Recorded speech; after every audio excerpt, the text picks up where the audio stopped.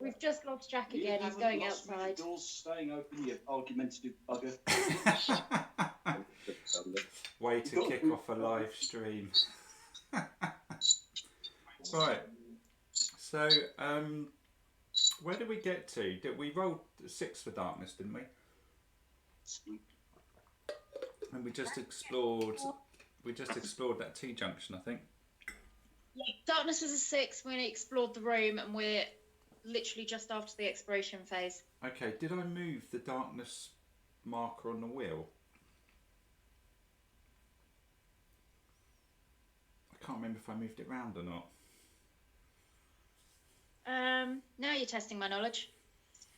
Well, I can't remember, so I'm going to move it so it goes back to the beginning. So if we had have used a flask, we would have got a refill, but we just haven't had a need to use it. So it's grey, so there's not going to be anything in that room. So are we just going to start backpedaling towards the door to the south? I haven't got the video up yet. The Twitch. Oh, just it is streaming. Just refresh your feed, mate, and it should come up. We've got it on 2 screens. You can borrow one if you want, Dave. That's just greedy. Are they on either side, or you got like a peripheral vision thing set up? No, Vicky has. The PC monitor just off to my left, and the TV directly in front of me. Oh, okay, fair enough. The PC monitor's definitely quicker than the TV. Which is why I'm relegated to the TV. You're on lag duty. Well, in which case, excuse me, because I'm just chomping away on Terry's chocolate orange still. But who wants to go where then? Are we just doing standard formation around a door to the south or something, or do you want to do anything in particular? Probably makes sense. Nobody needs healing. Sorry? That probably makes sense, as nobody needs healing. Okay. I'm only down 1 life point, so if you're able to toss a bit of healing my way, that'd be useful, Vicky. So I'm going to move to the door, spend a point to open it. Before you move, I time meddled. Oh, okay, fair enough. Cool, so I get 1 life back, thank you very much. Dave, do you want to stand next to me adjacent in the doorway? Stand next to you, yeah. Okay, are you doing anything with your fury? Don't need to, I've got full stamina and full life. Okay, cool. I can spend it to hit you if you like, but I wouldn't recommend it. I'd rather you didn't hit me. What's he hitting you with? No, he's not. Do you, Jack and Vicky, are you just going a space behind, or do you want to go back further? Space behind will do me. Yeah, likewise. Okay. So pop you there, and pop you there. Okay, cool. I've completely lost track of who's doing the darkness, and I forgot to do my bloody faith again. By the way, Dave, at the end of the last dungeon, when you were like fighting the greater demon of Nurgle and stuff, we found... That was me, I think, at that point. That was you. We found the Saint's Helm, which is amazing because when equipped it does +1 evasion, +1 armour, and it also generates an additional faith point per turn. So nice. I took that and gave the Helm of Nightmares to Jack because his sanity's a bit rubbish and you can't wear armour anyway. So I'm now generating 3 faith points a turn. When you remember them. When I The bit he's missing out though, Dave, is that the helm that he just got is gold. And I was talking about it. What? Missed that. The helm is gold, and Jack's talking about it because he wants to improve his weapon. Ah, so would I, but there you go. You're not melting it down, you have to prise it from my dead fingers. Or head. Or head. Head's coming to hit you. Yeah, don't touch my head. So, who's rolling for darkness? It's me, and I just rolled another 6. Amazing. Okay, so I was chomping on chocolate orange again. I can hear. We have a long corridor. So I'm just going to scoot round the room and get that. Because the dungeon's kind of wandering off a bit, I'm not obviously going to put this straight. I'm going to turn it 90 degrees. Yeah. So, I wonder what the best way to go is. There's only one more. It's going to be a quest room, isn't it? So, if no one particularly minds, because this is going to move on to grey anyway, so there's going to be nothing in here. What I'm going to do is do a slightly odd setup with this. Kind of put it like this, so that when I connect the quest room up, there's enough space. That makes sense. As I don't think it's going to impact the game at all. Well, hopefully we've only got one room left anyway. Yeah, there's only one card. It's got to be the sanctuary or whatever it is. Okay, so just adjust the camera a bit. Quickly, is it worth Jack passing me something out of his? Oh no, he's got space now. He used an oil flask. Is it worth him just running around the corner and grabbing that spider urn? He could do. Where was it? So the spider urn. That. I'm just going to move it. Yeah, it is in the tile adjacent, so you could pick it up. Well, I've been told. Literally, you just need to step across, stand in the doorway, pick it up, and come back. Well, if Jack were to move and then pick it up, could you then move Jack back towards us? Well, what I was going to suggest is if I time medal and move him 3, he stood in the doorway, he can pick it up and then just do his thing anyway. I don't. Well, I think the pickup is that not in your action phase, which is the second part, your attack phase. Sorry. So I'm thinking, is it really worth me going to get a spider room Yes, at this level? they're useful. They poison everything. But I'm offering to carry this damn thing. They do target one character up to 4 squares away and poison them 1d6 times. They're Fine. okay. Spiders. You're going for spiders. Well, Vicky, are you going to move him? So, well, it would probably make more sense if Jack moved and then picked it up and then you moved him back. Yeah, if you move me to the doorway, I'll pick it up. And And then you can move I forward. have grudgingly moved Jack. Yep. So I'll go there, and then Vicky's moved me 4.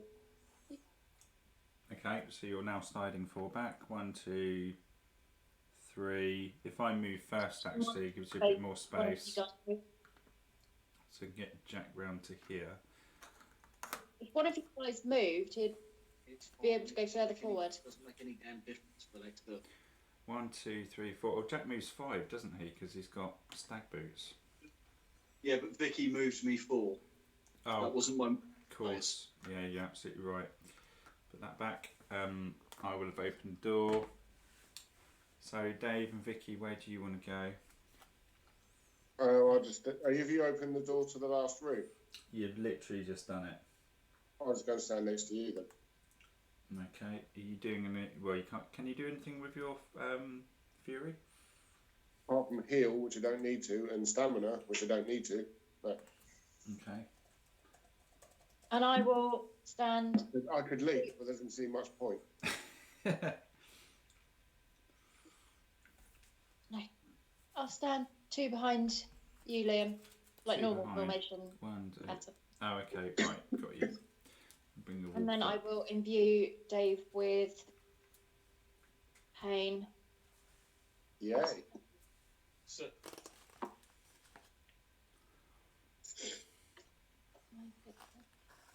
Yeah, you've got 4 pain. Does Yeah. that skill imbue a character, or is it a weapon specifically? The weapon. Or weapon? Okay. The weapon. Target the weapon of an accursed in line of sight This weapon will deal 1 additional damage during attacks for every source dice used to cast a spell. These effects last until the start of your next turn. Okay. Fair enough. So in which case, I think it's darkness roll again, isn't it? Yep, on it. 5 this time. Okay, drop that down. So, quest room, so the wheel doesn't advance because you just spawn whatever's in the quest room, basically. So, it's got to be the sanctuary, which it is. So, I'm just going to go and get the sanctuary card.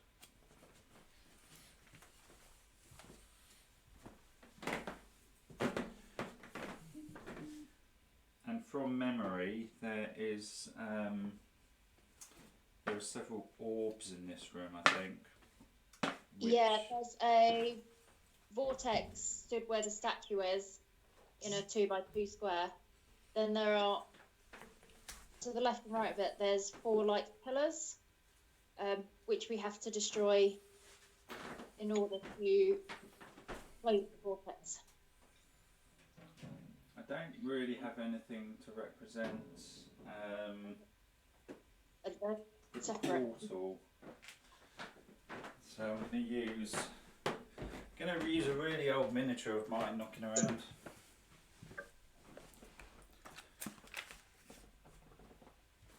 I'll post you a bit of chocolate orange if you can guess what it is.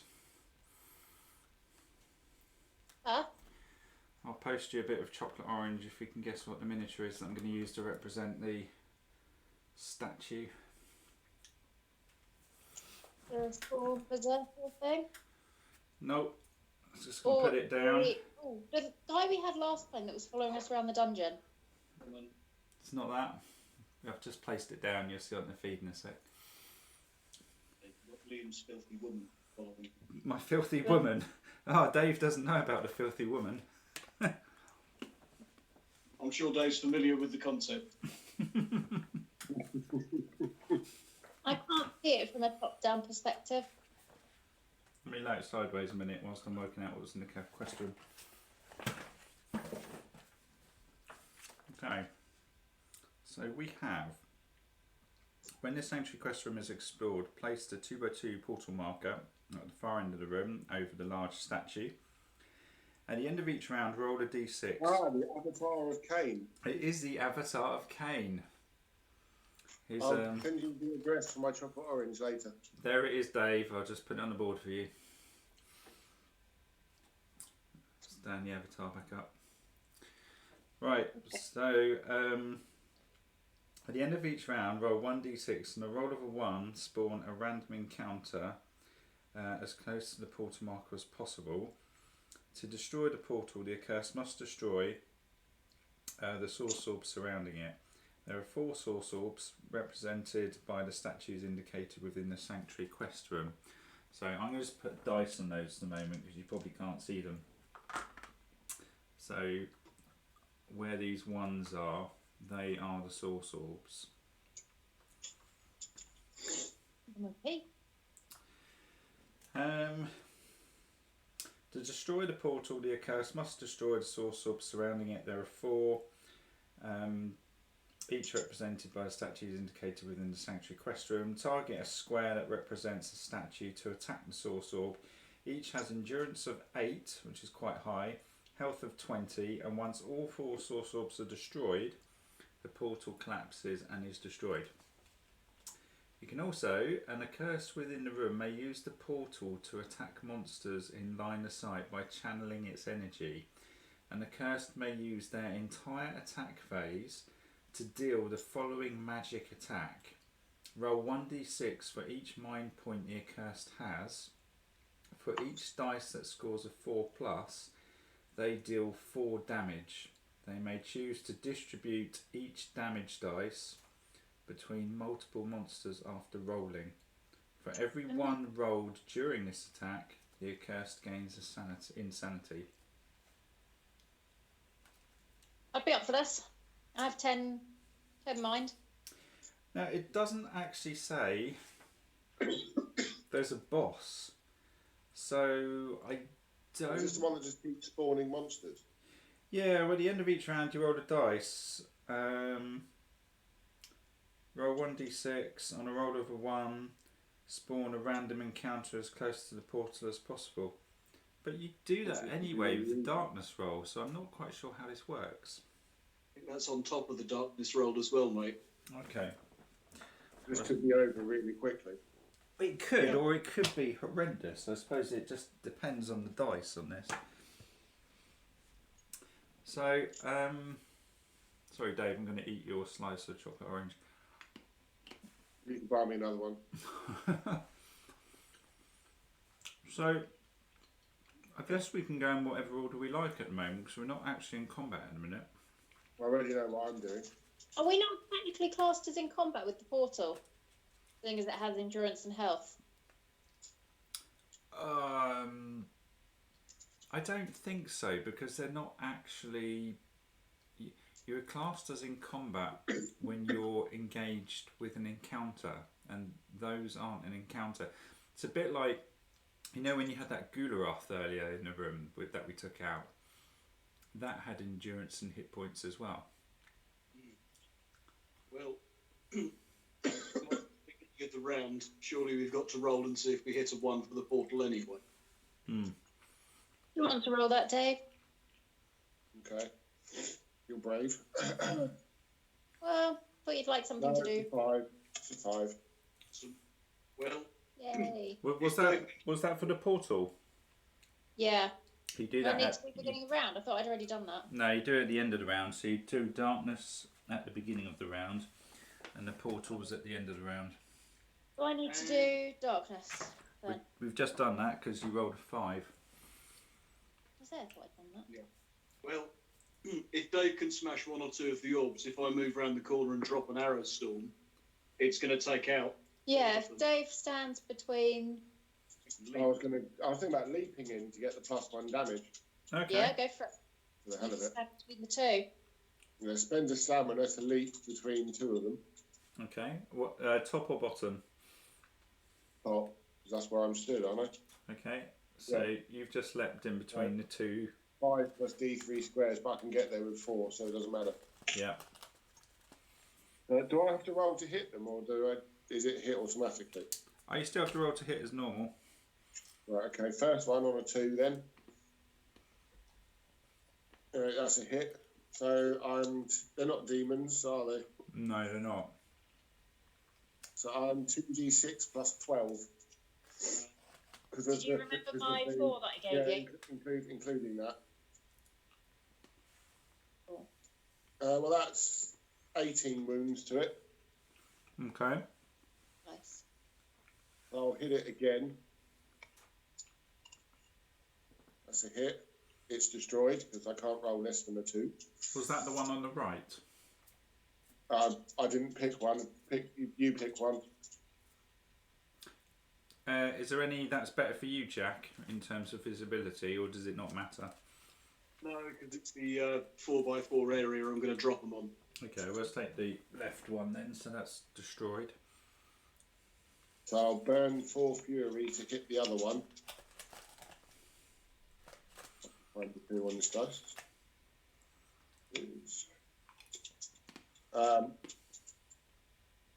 Typically, I missed. It's usual with your fury attack. I did it. Time medal for me. Okay, I'm going to time medal Jack. Why do I need to time medal you? I can't, I've already done it So on. you did it at the end of the round. Oh, yeah.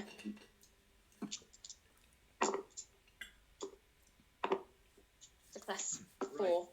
Okay, in which case I would like to move forward so I'm next to Liam. So has Vicky moved you forwards with her magic? No, I No. imbued him with pain. Oh, okay, right. You're also going to get +1 for standing next to me as well, Jack. That's That's why I want to his stand plan. next to you. Really? Because that's now putting me on 2d6 plus 14. So, You see all of them. You must be able to see all of them it's from an area of attack. So as long as I can see them. Anyway. First things first, just because it's traditional, I'm going to unleash the trouser snake at the front one at the bottom. Okay, yeah. Trouser snake is hit. That'd be this one. That doesn't bode well.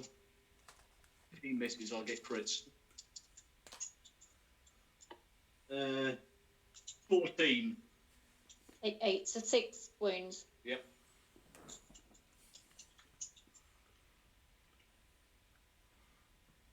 I'm going to use the old 5 marker trick again because counting in 5s is just a lot easier. Yep. Then I shall unleash the arrow storm.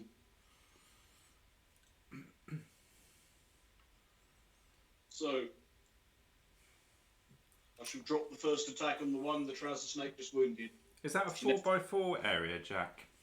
It is a 4x4 area. Okay, so yeah, you will hit all 3. Yep. That's a hit. 5. Good job we somehow managed to not hit me in all this. Dave, have you not seen 300? And we shall fight in the shade. Cool. We'll take Yeah. 8. It's dead. 15 more wounds, it's dead. Okay, so that orb has crumbled, so 2 orbs gone. So one exploding arrow coming up. That missed. Unfortunately. You've still got 6 attacks. Yeah. So, next attack on the next orb along. That hit. Only in the front one. Right. 7, 14, 21. Minus 8 is 13. 13 wounds Yep. Okay. on the one at them. So I'll drop the next one on it because I've got plenty to share amongst the others. Of the other one. So next attack. Miss. And again, Not on this time. That's a hit. I'd have gone with the bottom one. You still got 3 to go.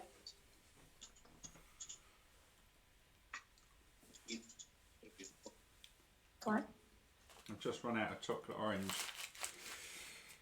Not happy. Okay, so 14 wounds on the top one. 14. Yeah. Okay, how many arrows have you got left, Jack? 3. Oh my god, these aren't going to last. Yeah, I'm meddling along with Arrow Storm is just silly, quite frankly. Yeah. That's a crit. Well, that's gone then, isn't it? Top one. It's Top one's also- dead. Oh, And he's got his oh arrow sorry, now. I took the bottom one. Doesn't really matter.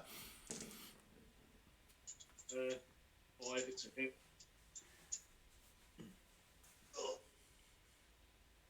7, 21, so... It's dead. Okay. And he's still got 2 arrows left. I just kind of want to do Western dance for me thing with Dave now. Aim feet. Oh, well. Bloody hell. Well, I thought the dungeon might be quick, but not that quick. I can only apologise. Well, we can do town and journey and stuff. So, Can you just spawn a random encounter anyway, just because? yeah, just to give the dungeon a chance. Yeah. So, just reading when this ends. Does it end immediately? I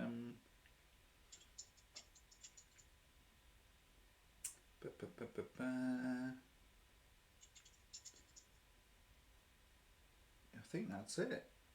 It's a bit anticlimactical. So reward then. So each accursed gains 3d6 times 20 crowns.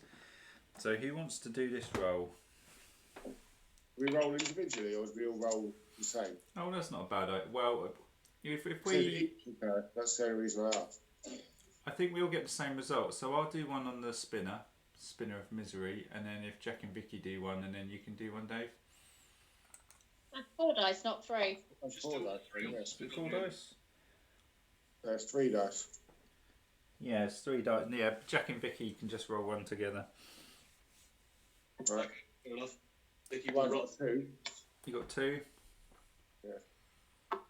I got 5. 5. It's currently on 7, and I've just set the Wheel of Misery rolling. That'll be good. Oh, it's a 6. That's 13. That's 260 crowns. That's each, isn't it? Each Accursed gains 3d6 times 20 crowns. Yeah. That's, 260. So I've got 320 crowns now. Well, you had 121. Oh, did I? I thought I had 60. Oh no, sorry. You had no. My bad. You had 76, Dave. I think we So all do. that's 336 then. So I had 76 crowns as well, Yes. Yeah. plus 260 Yes. equals. 336. Okay. Just updating the sheet.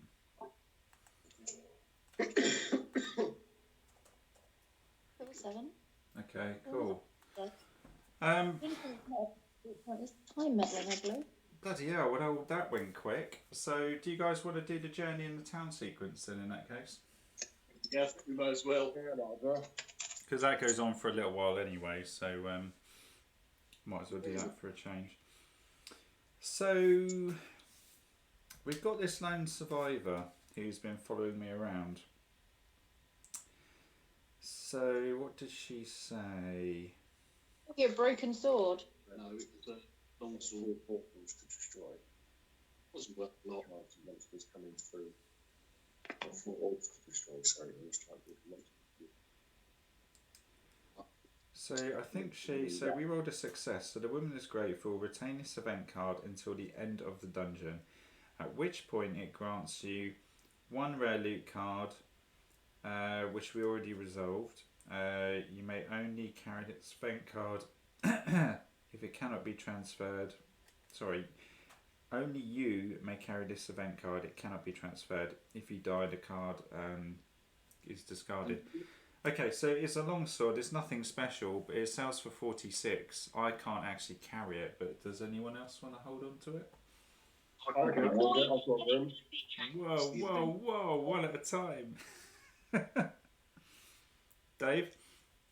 I've got room if you want me to carry it, whatever it was. What was it? It's a long sword, so it does 1d6 plus 2 damage and cleave. We'll be selling that then.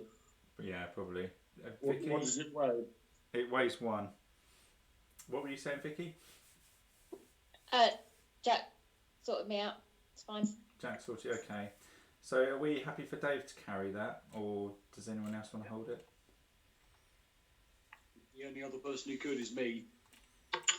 Okay. Well, Dave, you're currently carrying, by the way, from the previous run on this dungeon, a raw Netherium. I've already got one. That means I've got 2 now, does it? Yeah, you got 2. We also found a Bane crystal. They're really cool. So you're carrying that, and also you're now carrying this longsword. So that's 16 out of 17 weight I've got now then. Yeah, that sounds about right. Can I pop it? The one you just flipped through. Okay.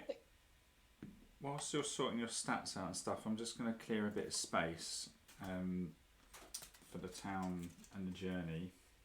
Just flick through. Is this one? Sorry. Is one up or is one up?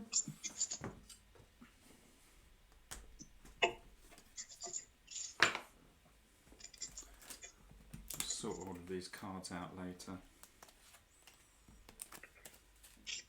It is. For some reason. Right, one more. Right, we're probably going to have quite a long journey back to, I think it was Andorn we travelled from.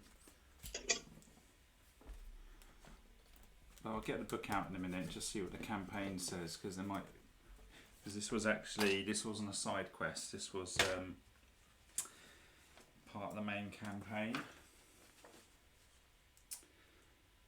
So, what does it say? So, after completing the dungeon, go to point 50. So, Ilden and Hilsa Wirgan. How do you say this? It's Awiergan.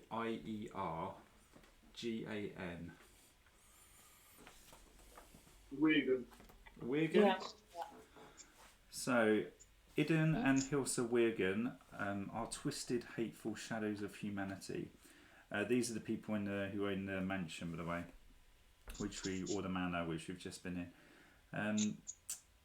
The jousting armour once worn by the mortal Idun is now fused to his skin, a burning sigil of Odinash right upon his exposed forehead. Hilsa covers her deformities under a robe, leaning on a staff for balance. The Wirgan do not move, their gaze unwavering as demons begin to pour forth from every orifice towards you. The ground cracks and reveals a necrostream. The broken crack in the once solid floor now beckons you to a world beyond. Though you struggle desperately against the onslaught, you find yourself pushed back through the necrostream and into the abyss. Go to point 53. This doesn't sound very good.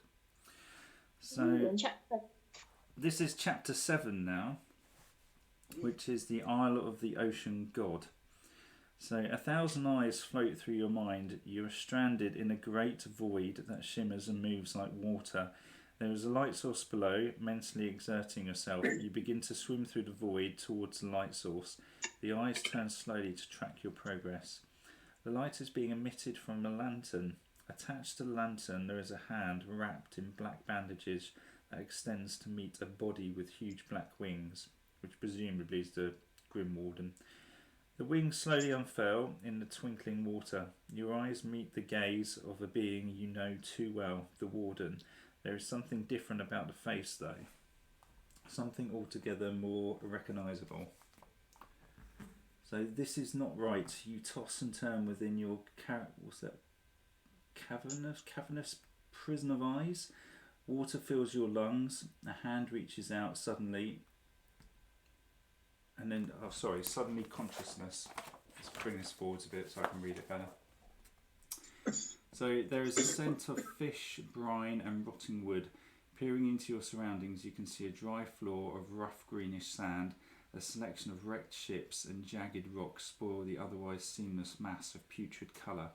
Above you, an arching dome of source energy holds back crushing darkness.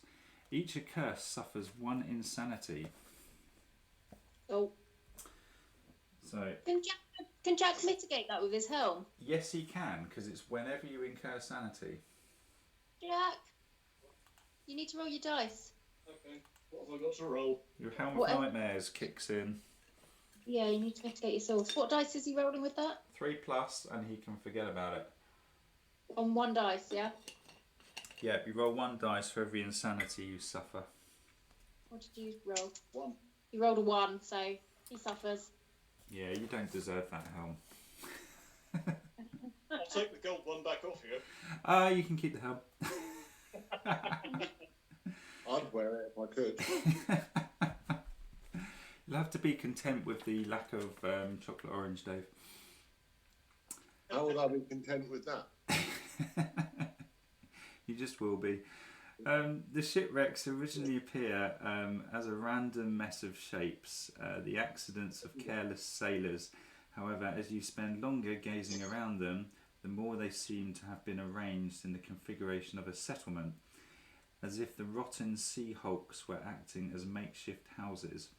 One ship hull even bears a sign scruffily inked with the words Warden's Wrath and the symbol of a beer flagon. So we have a choice now. The accursed may choose to explore Warden's Wrath, or if the accursed do not wish to explore, you go to point 55. What do you guys want to do? Are we going to explore the Warden's Wrath, or are we not exploring it? That's the question. I'm not going to decide because I'm reading out the text. I do get glimpses sometimes of what lies ahead. That means Vicky's out. Same reason. Oh, has Vicky got the book as well? That gave me the book so I could read along with you. Oh, okay. So in which case, the decision really should just be down to Dave and Jack. I'm happy to follow Dave on this one. Ooh, decision's all yours, Dave. What are we doing? Screw you all. Screw you all. Screw you all. I'm gonna, that is just leaving it up to me to decide our doom. To be honest, I'm going to eat my separate digestive nibble things and come back to you in a minute. You're going to mull this over a digestive? Oh, I was inclined to chocolate do nibble it things. Sorry, Vicky? But I was inclined to see what his wrath is, although I'm sure that's not a sensible idea. Well, it's hard to tell because whenever you help people in this game, you kind of get screwed over. But also, at the same time, I do recall that when you get to the end of the game, it does take into account all the things that you did along the way, and sometimes those things that actually screwed you over are beneficial. Let's go in there then. Things are making it up to me. You want to go in? I think because we're trying to find out what this artifact is, and the Grim Warden's given it to us. Surely, if we research him a little bit, it might give us a clue. Is kind of my thinking behind it. Okay, so we have 2 in favour. Jack, do you have a particular view? No. Short answer. Do what I'm told. I'm not sure it's the sensible option, but it seems like a logical option. Okay, we're going to the Warden's Wrath then, unless Dave has finished mulling over his digestive and has since changed his mind. Yeah. Okay, well we're going to point 56 then, so let's read that. So, locating a part of Warden's Wrath's hole that looks most like a door, you knock. It's only polite after all. Finding no answer, you turn what appears to be a handle and push your way inside. This is a room, you're sure of it. The dim light of a torch throws the shadows of assorted furniture onto the rounded walls of the inner hull. People have been here recently. Making your way past the tables and chairs, you encounter a long wooden bench, high enough to reach your chest. Probably not in Dave's case, though. The bench holds several brass taps, near which can be found tankards and glasses. It could be an overactive imagination, but this whole place appears to be an inn. Okay, to point 57. So the artifact shivers. You cautiously take it out. Upon the side, one of the runes is flickering with light. The light gets brighter as you move towards the long bench that seems to act as a bar. When finally you hold the artifact out towards the bar, you hear a groan. Please put that away, it's sucking life out of me. A shimmering blue spectre stands up slowly from its hiding place behind the bench. What's left of it anyway? So you've got a choice. The Accursed may choose to put away the artifact or to move it closer to the spectre. What do you want to do? Move it closer. Dave wants to move it closer. Jack? Yeah, move it closer. So you want to Okay. screw this spectre over? There we go with the fuck it routine. Wow, you've been burned. Okay, so is everyone happy then? You want to screw the spectre over by moving it closer? Ricky, stop reading the effects. Well, we've just decided to go and screw him over, so. Okay, so you quickly move the artifact towards the spectre and touch it upon its ghostly skin. The metal of the artifact reacts, immediately crackling the spectre crackling the spectre and sucking in its life force. The rune upon the side glows radiantly and something begins to whir within. Over the next minute the artifact clicks and splutters until eventually the rune flickers out. Nothing further occurs. The artifact is exactly as it was before. So there's another choice now. So the Accursed may attempt to power the artifact again using souls they have gathered. If they do so, each Accursed must pay 3 souls. Or if the accursed cannot do this or do not wish to pay, go to 0.55.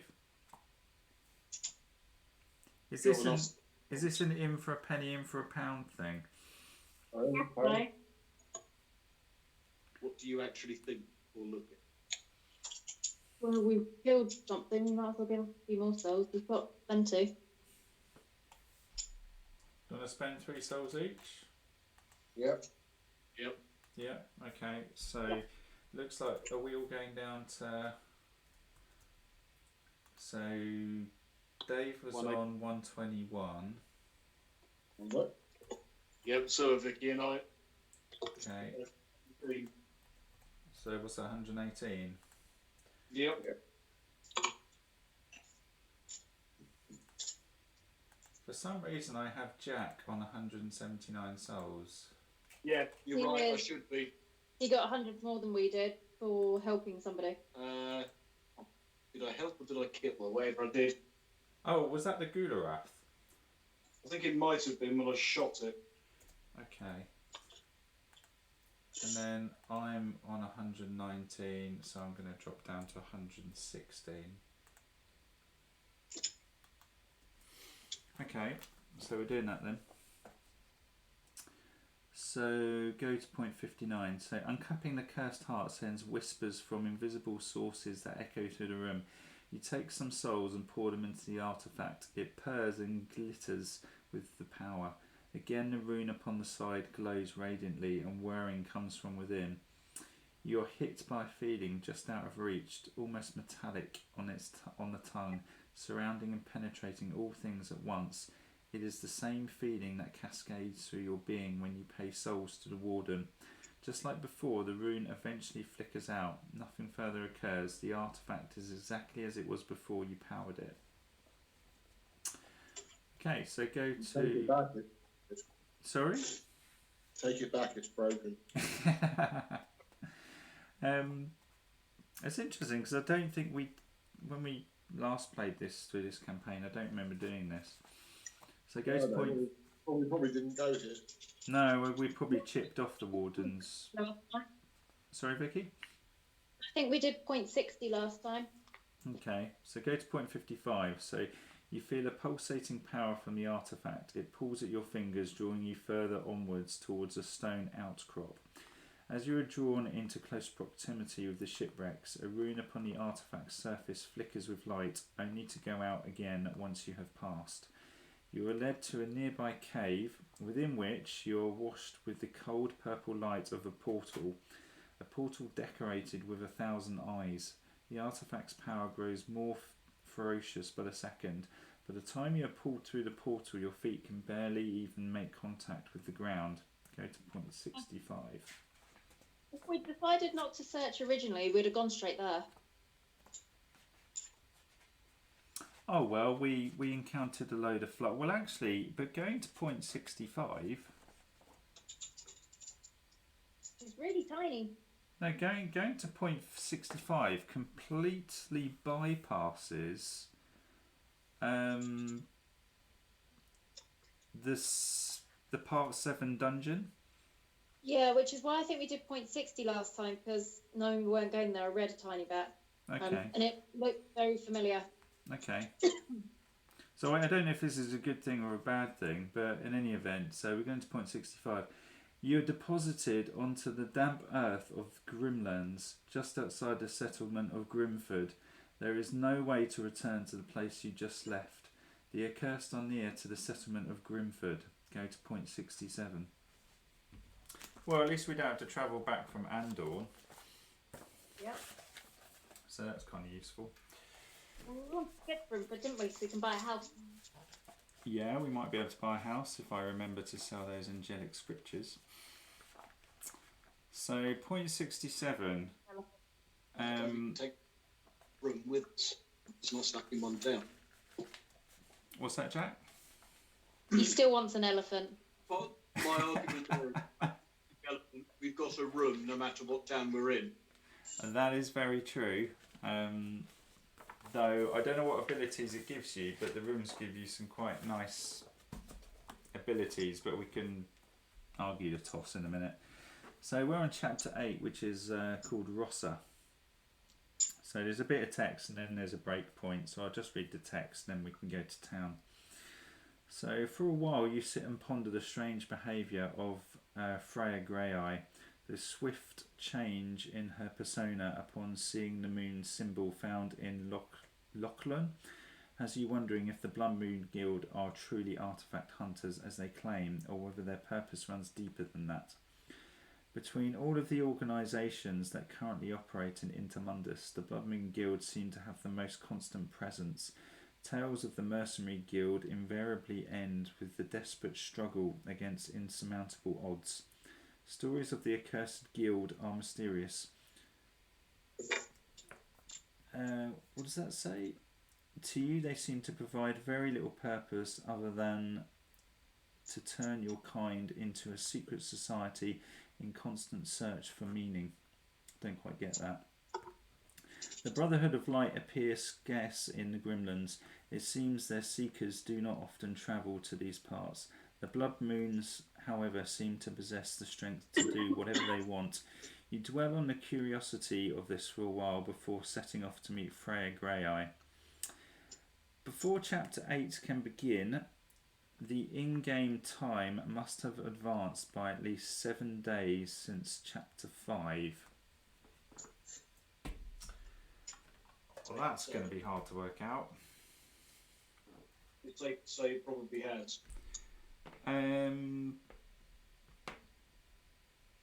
Yeah, it has to, because chapter 5 was ages away, and we've done side quests since then as well, and we've spent several days in the various settlements we've been at prior to this one, so it has to. I'm guessing there must have been some way of fast tracking to this point.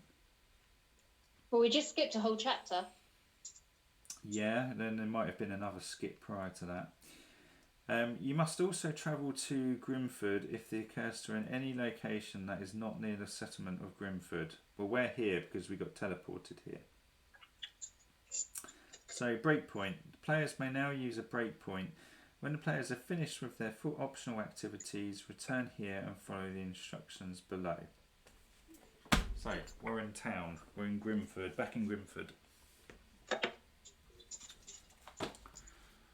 So, you're all back in the game now. So you probably don't see this bit very often because I usually do it offline because it's easier.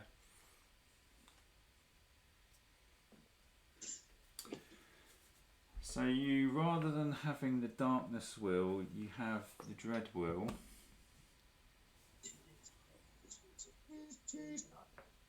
And on the roll of a double at the end of each day, that will move, and if it lands on the Grim Warden, you have to roll on the hazard table, which is not great. And just a word to the wise, the Grim Warden sometimes asks for souls, and if you can't pay him, he will take your soul instead. So what do people want to do? And I'll just read out what's in Grimford. Have we got enough points to level the three of you up? So have a look. Grimford has, because we've been here many times, the special locations we found, and I'll get them out and put them on the map in a sec, is an Accursed Guild for levelling, a healer, a Dark Enclave for spells, a tattooist, and an apothecary.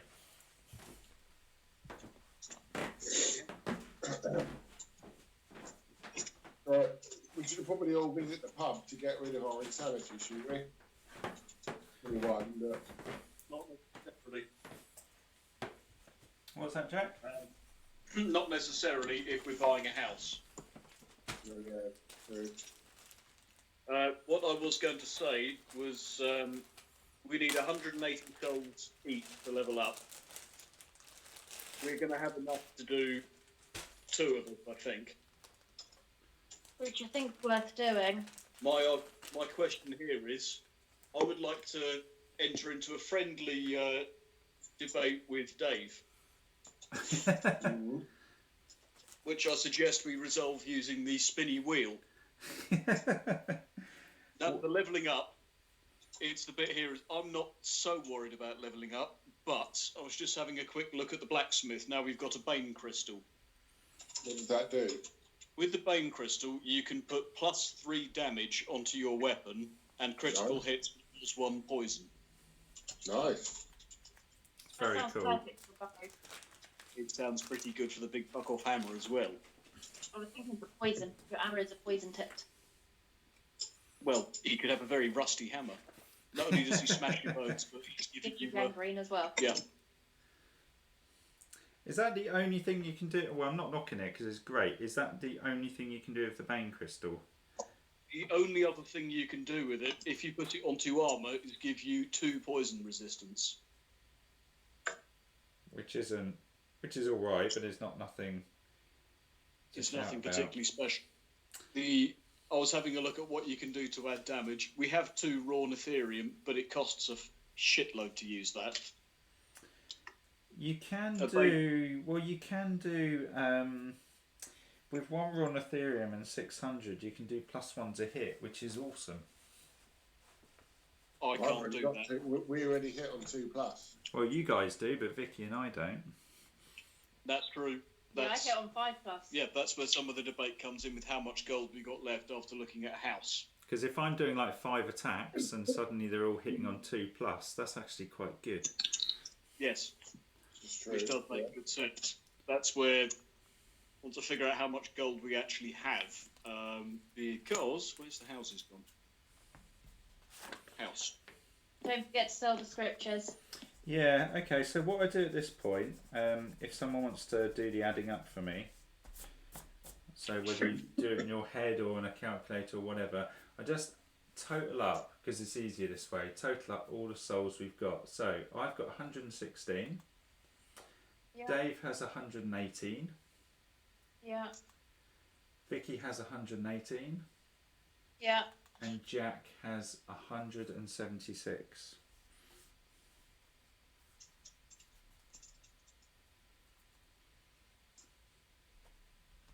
528. Do you all agree? Sounds right to me, and Vicky used a Yeah. calculator. Okay, so the gold, Jack has a colossal 336. Yep. So do I. So does Vicky.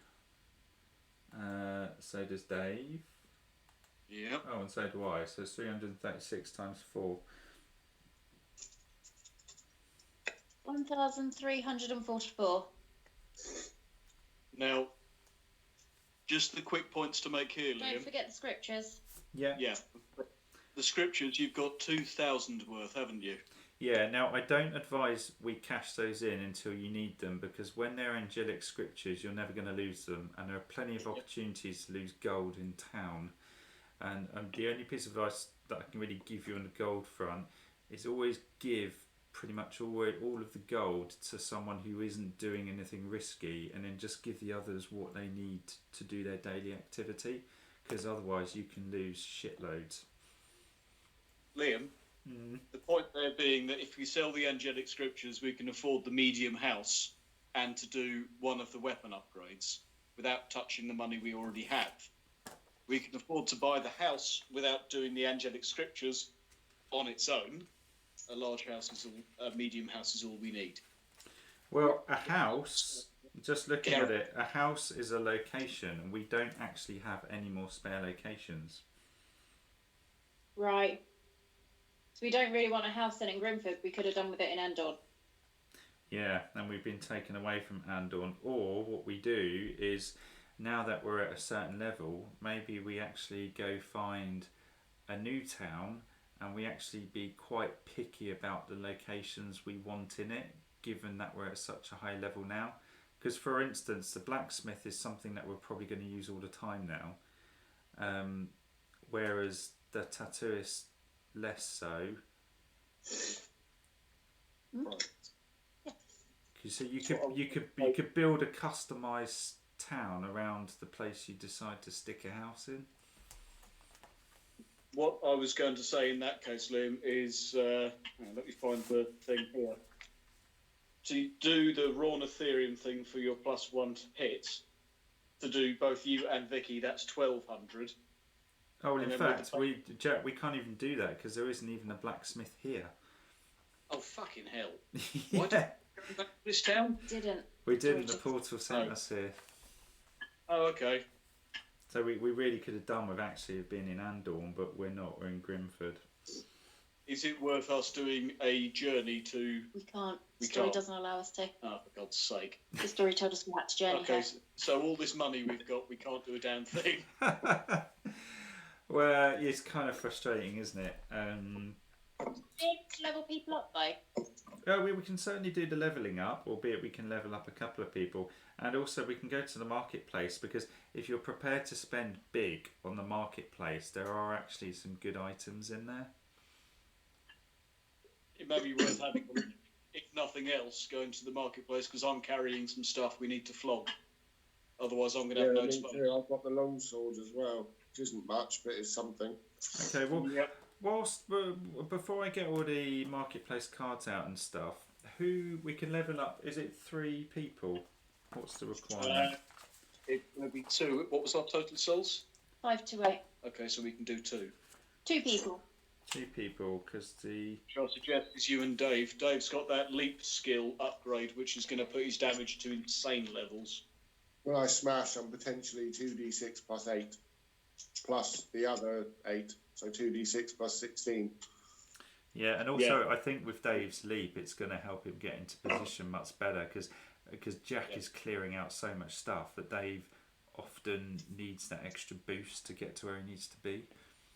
Do just be aware, Liam. At the moment, I have the Nephilim pom-pom skill.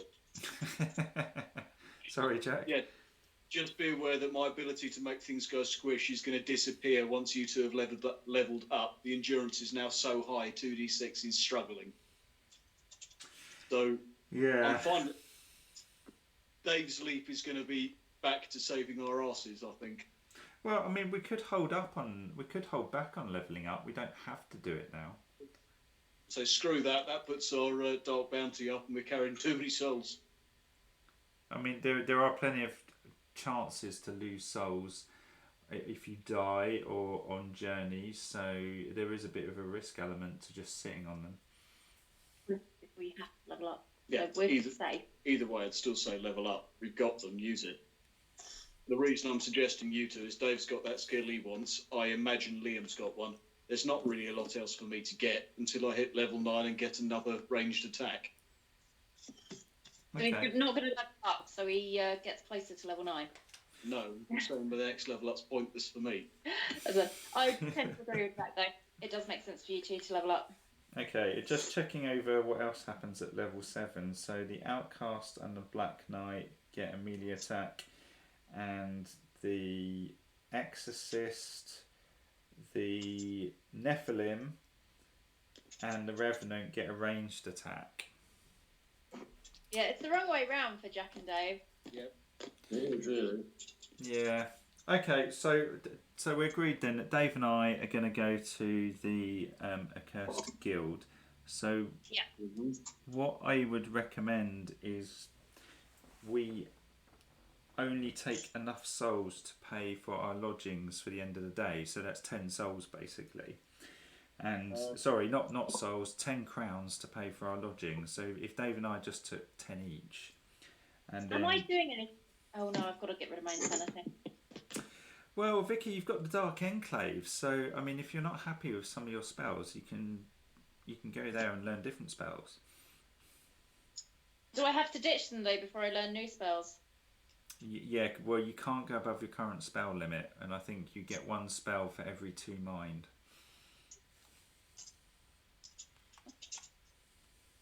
You learn or forget. So I never use Sphere of Hate. Sacrifice, manipulation, abuse, pain, scream, siren, I do. This one. What you do there is you can take any one spell you currently own, shuffle it into the deck of spells that you then draw from and pick.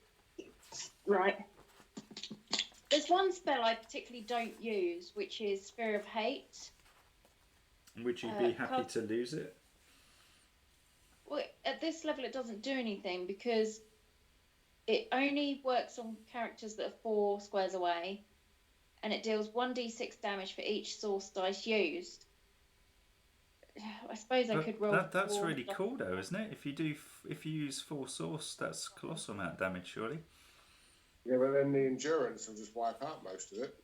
Yeah, but you're talking about 4d6 damage. That's better than Vicky. That's better than most of our weapons. Our weapons are only doing 2d6. Yeah, I just reread that. I might keep my spells now and try it next turn, but I'm not sure I've ever really been in the last 2 dungeons within 4 of a creature. We're not doing 2d6, we're doing 2d6 plus massive bonuses because of strength or perception or whatever. Well, you are, but the rest of us are still on a paltry +3 or whatever, or maybe That's again. perception stupid high, isn't it? Yeah, but you remember, Dave, you and Jack are in a different league to me and Vicky. Okay. I mean, if you lost that hammer of yours, your character is no better than mine. True, yeah. Let's not think about that. So, I mean, it's up to you, Vicky, at the end of the day. It's yours, but, I mean, if you chuck 4 dice at that, that is 4d6 damage.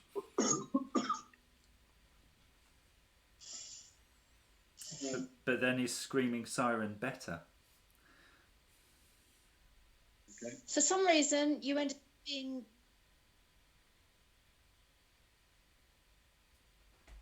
You still there? Are you there, Dave? I'm here. Looks like we've lost Jack and Vicky. Yeah, we've lost them, so let's just dial them back in. I'm back! You're back. So what I was saying is Sphere of Hate better or worse than Screaming Siren? Good question. The Sphere of Fate, it targets 1 character and I have to be within 4 away, within 4 squares. Screaming Siren, every enemy in the map tile suffers 1d6 wounds for every 2 source dice used. So I can roll 2d6 and cause wounds. See, I think that's better because it hits more monsters and it ignores their endurance. Yeah. So I totally agree with Dave there. So do you need 2 offensive spells if one's better than the other? No. I'd say not because all her other spells are too useful. Yeah, the other 3 I'm definitely keeping.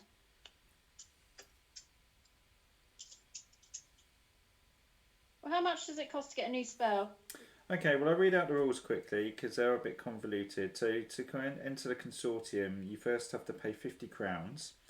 Then you take all the spell cards that you do not currently own from the 4 spell types and you shuffle them together. If you wish, you may take any one spell that you wish to forget and shuffle this in too. So it could end up coming back. If you shuffle in an owned spell, it is now forgotten and cannot be used unless it is relearnt. The Blood Witch or Blood Warlock also shuffles in spells not already owned from the Blood type branch. Declare the number of spells that you wish to draw. Select one of these spell cards to learn and then discard the rest. Remember that you must not exceed your total spell limit, which is equal to half of your mind value.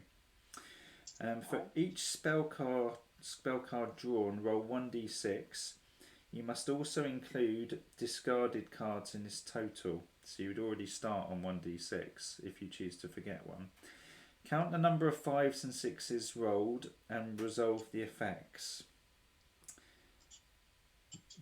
If you roll 4 or 5, 5 pluses, that's when it gets really bad. But rolling 1 is fatigued, rolling 2 you basically waste time, rolling 3 you suffer 2d6 insanity.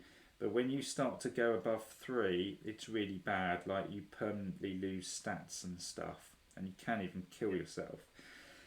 So it's generally safe to gamble on like a 3-card draw and discard 1.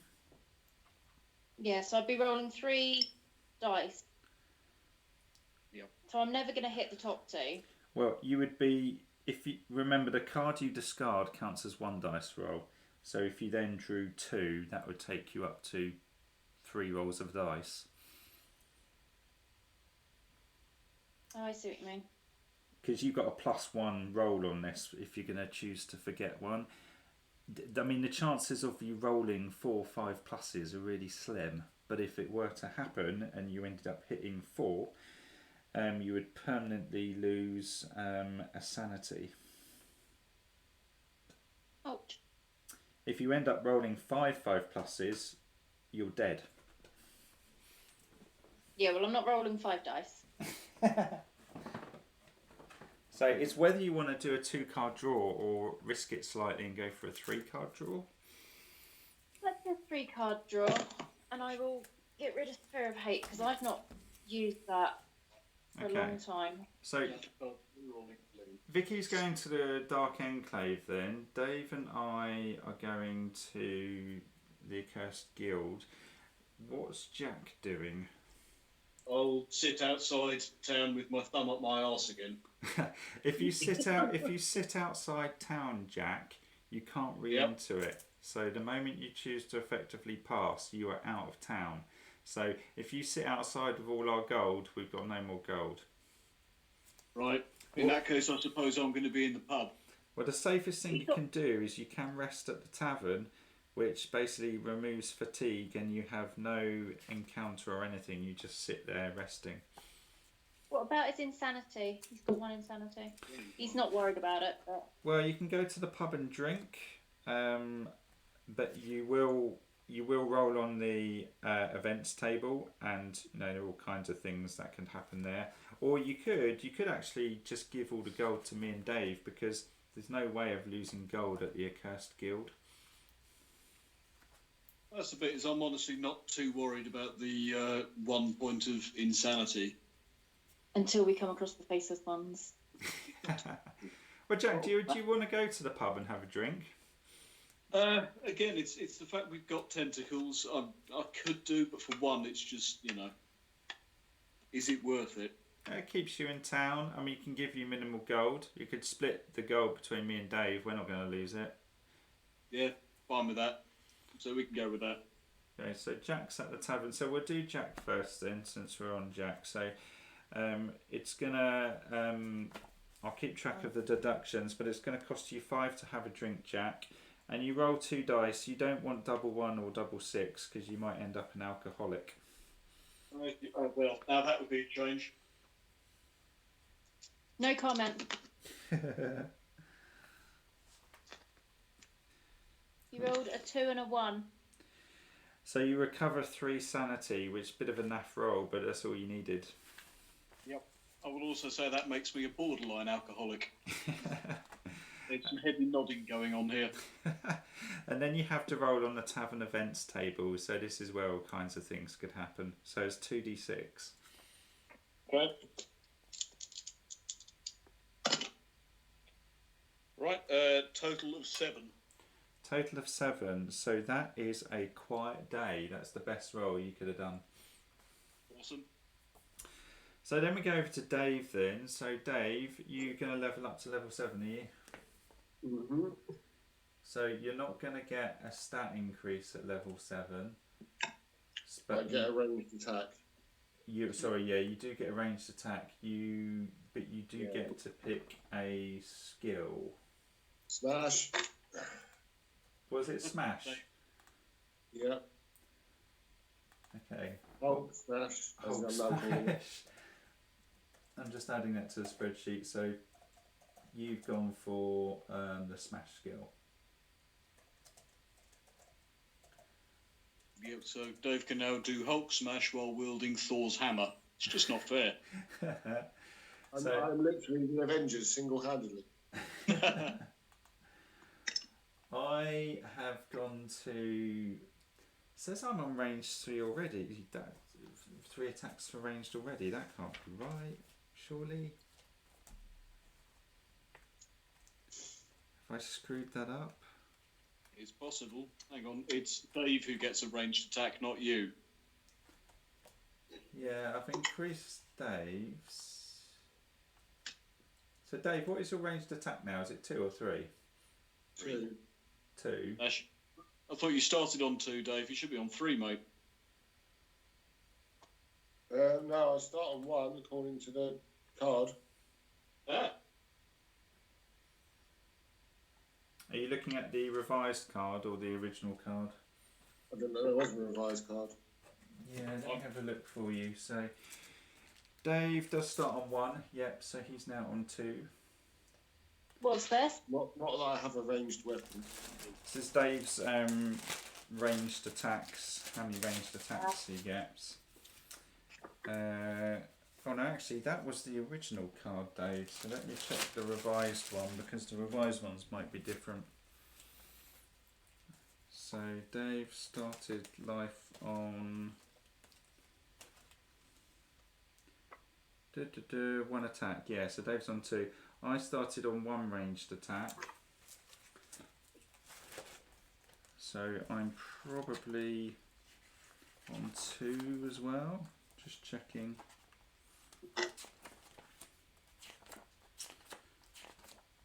So the Accursed Guild Exorcist.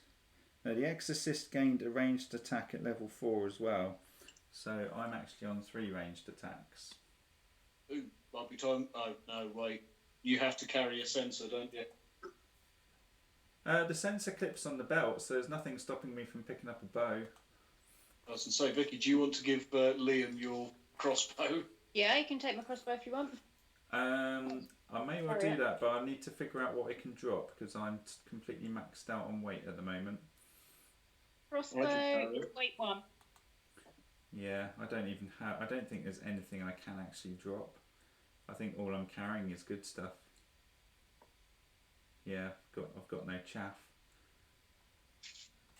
So I'd have to increase my strength to carry more. So that's that. Dave, I'm just checking yours. The Nephilim. Would it not be worth increasing your strength? Well, it might be, but I can't do it till level 8. Oh.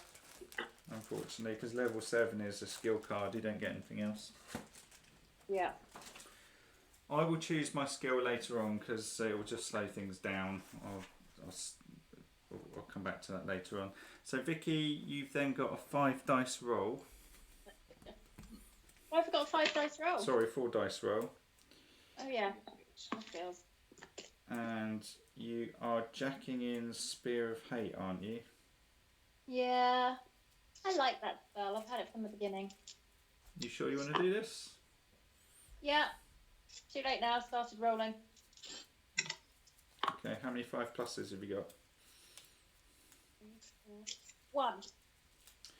That's good. So the process of entering the continuum has exhausted you and you become fatigued. But we can get rid of fatigued, so that's not a big deal. You can get rid of it in town. So I'm just taking Sphere of Hate out because I've got to shuffle it in, and I'm gonna spread them out on the camera.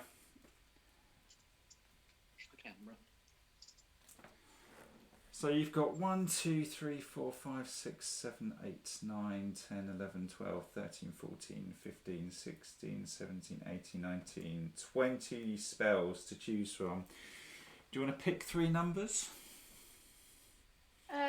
2, 12, and 4.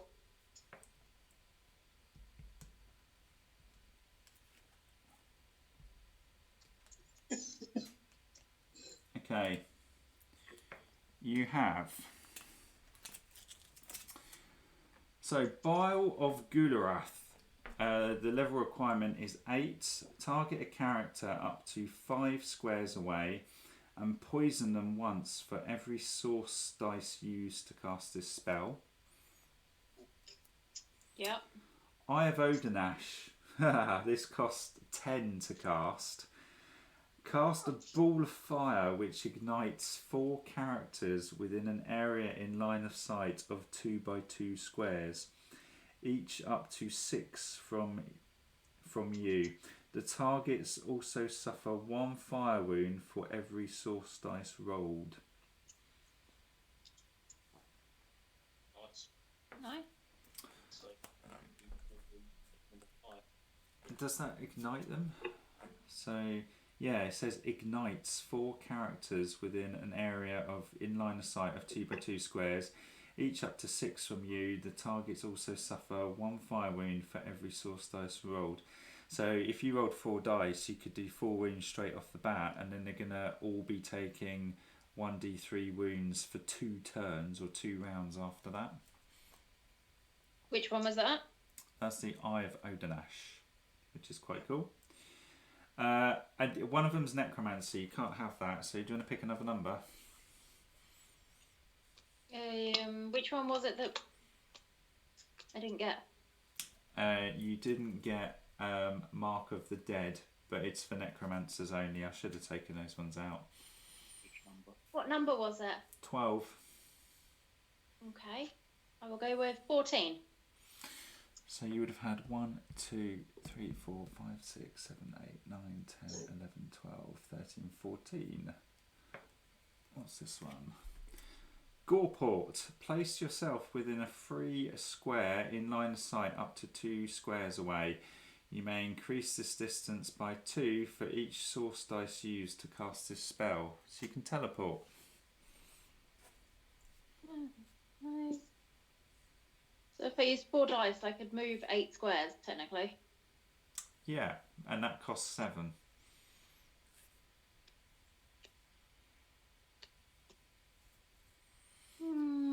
You kind of already have a movement spell.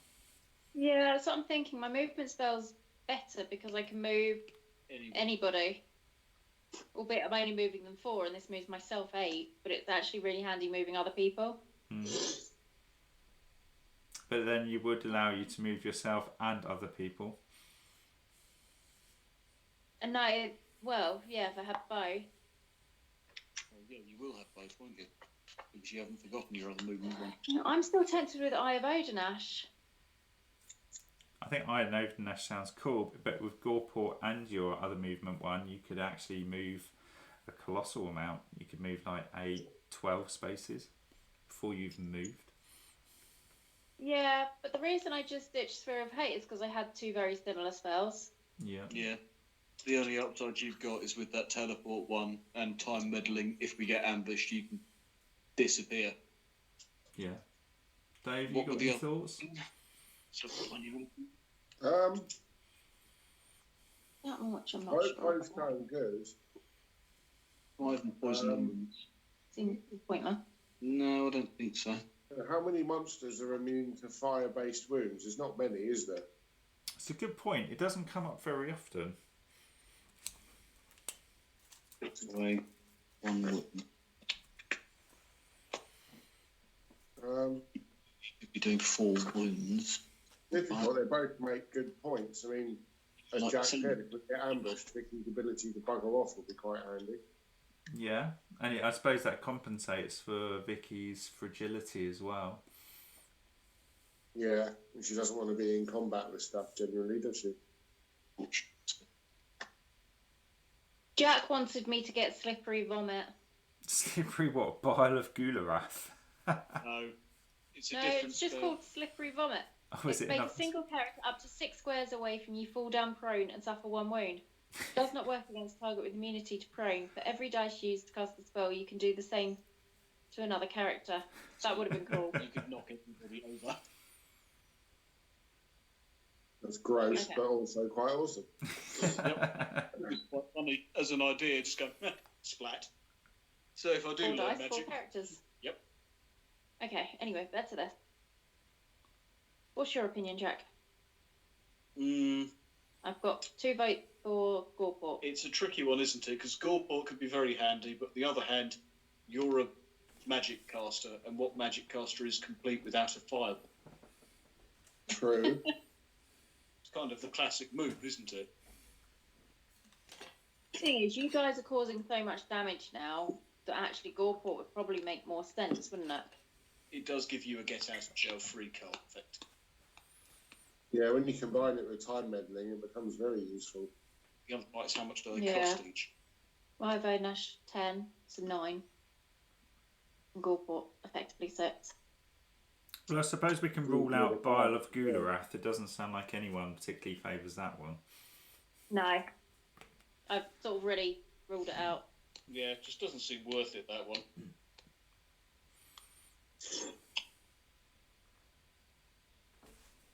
Go with the Let's go with teleport. Goreport. Because I have Odenash, the target still has to be 6 away from me, and that's sort of been my issue. Being near enough to anything. Or too near it. Yeah, I'd go with the teleport one then.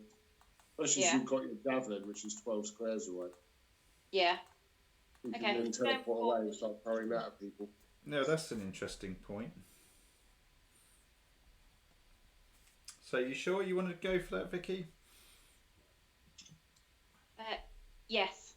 Okay, so Vicky now has Goreport then, so we're just going to add that to the spreadsheet and get rid of Sphere of Hate, which, as you say, it wasn't really getting used anyway. I'll only be using 4 dice, I'll only be 10 damage. It won't get through there. So Goreport cost 7 to cast? Yeah, but my thing allows me to drop it by 1, so it only costs me 6 to cast effectively. Okay.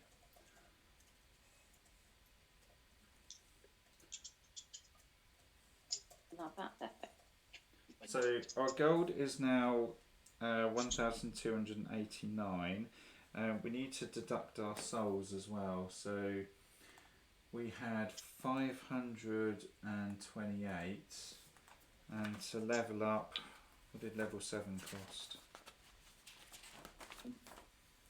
Da, da, da, da, da. 160 more left, I think, mate. Level 7 is 180. Okay, 578. So 360 gone. 218. Sorry, what was that? 218 left. Okay. Oh. Are you sure? 1528 minus 2 lots of 180. Or 528. Sorry, I thought you said 578. No, so Yeah, 528 minus 180 minus 180. 168. 168. That's 42 each then. I don't divvy them up till the end because you might end up selling them or losing them or whatever. So I kind of just track it as you go. So Vicky, do you have to do an event? Just having a look. So Dark Enclave. There is no event at the Dark Enclave, but Dave and I have to roll at the Accursed Guild. You don't want to roll double 1, Dave. It's really bad. Double 6. Right, okay. Double 6 is awesome. Yeah, double I've 6. got double 2. Double 2. You have a quiet day. And I rolled, well, one of the dice is cocked, but the other one's a 3, so I'm going to end up on a quiet day anyway, because 3 to 11 is quiet day. Okay, so that's that done. So that's 1 day in town. So I'm just going to take the spells away. We then have to roll 2d6 for the Dread Wheel, if someone wants to roll that. And if you roll a double, the Dread Wheel moves.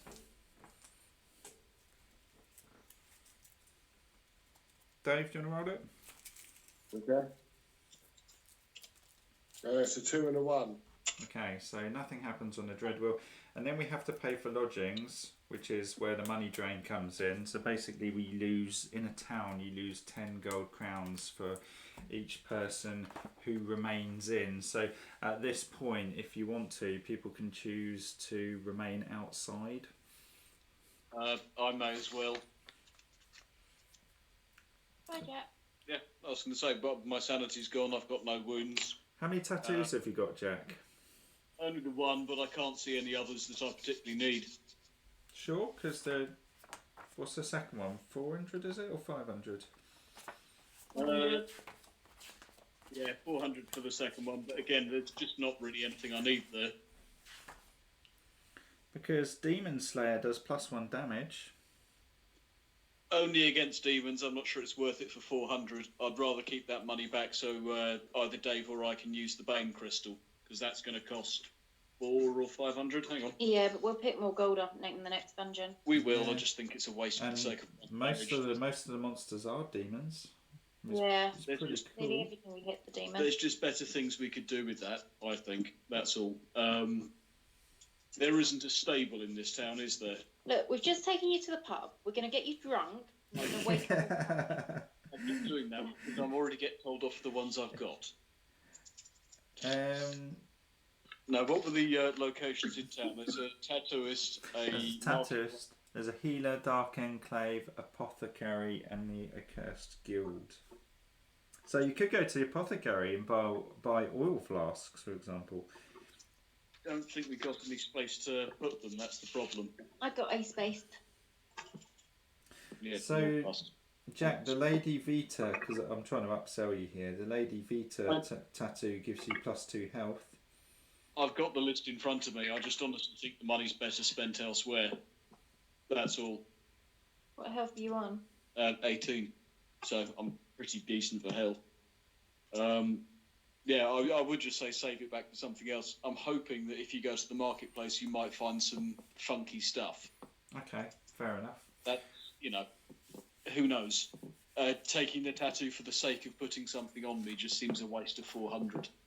Okay, fair enough. So Jack's going to camp outside under the stars then, so that's going to save us 10 gold around on lodgings. What about the rest of us? I need to get rid of my fatigue and insanity. So Vicky will be staying in town. Dave, have you got anything in particular you want to do in town? I want to sell the longsword, but other than that, not really, no. I could just give it to you and you could do it. Yeah, I mean, I don't worry too much in town about item swapping, because at the end of the day, I could just give you all my items, Dave. I could take whatever you want to sell and then we sort it out afterwards. So if you want to... Yeah, it's only the longsword, unless you want me to sell the old censer as well, or do you want me to hang on to it?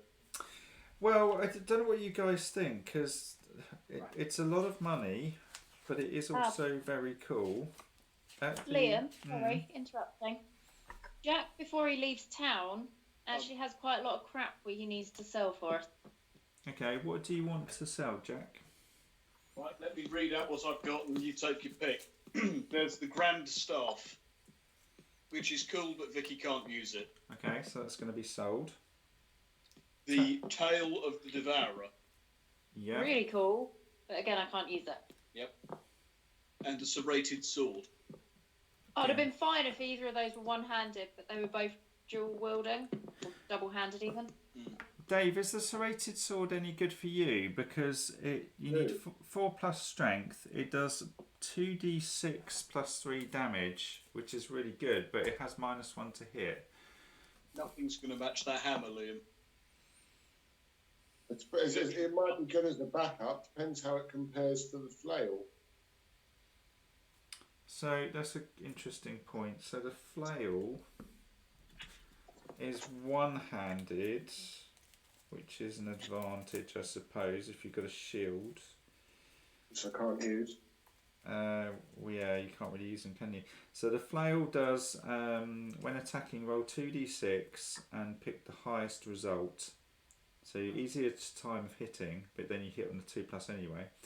If you roll a double... If you roll double 1 or double 6, it hits you, and it does 2d6 damage. Well, the sword does more damage. It's just harder to hit with.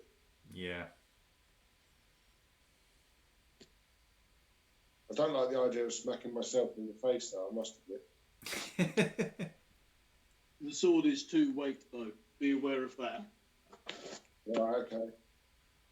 Well, if I ditch the flail, I could carry it, and then I'll be maxed out. Although I'll be selling the longsword anyway.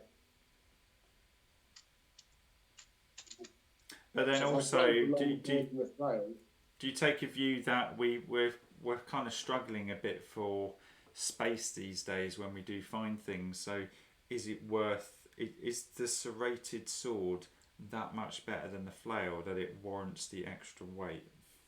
not really.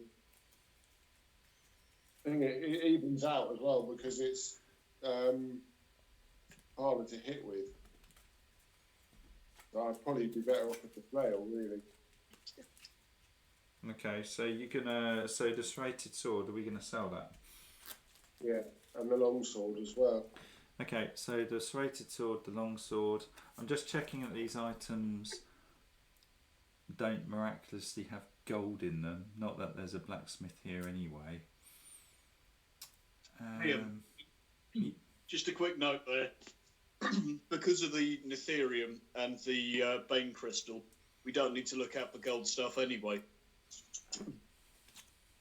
The Bane Crystal does +3 damage, which, plus the poison. So that evens out from an extra d6. True, and actually it does +3 damage regardless, doesn't it? Whether you're human, demon, or whatever. Yep, and the Netherium, if we have enough cash, that's +4 damage.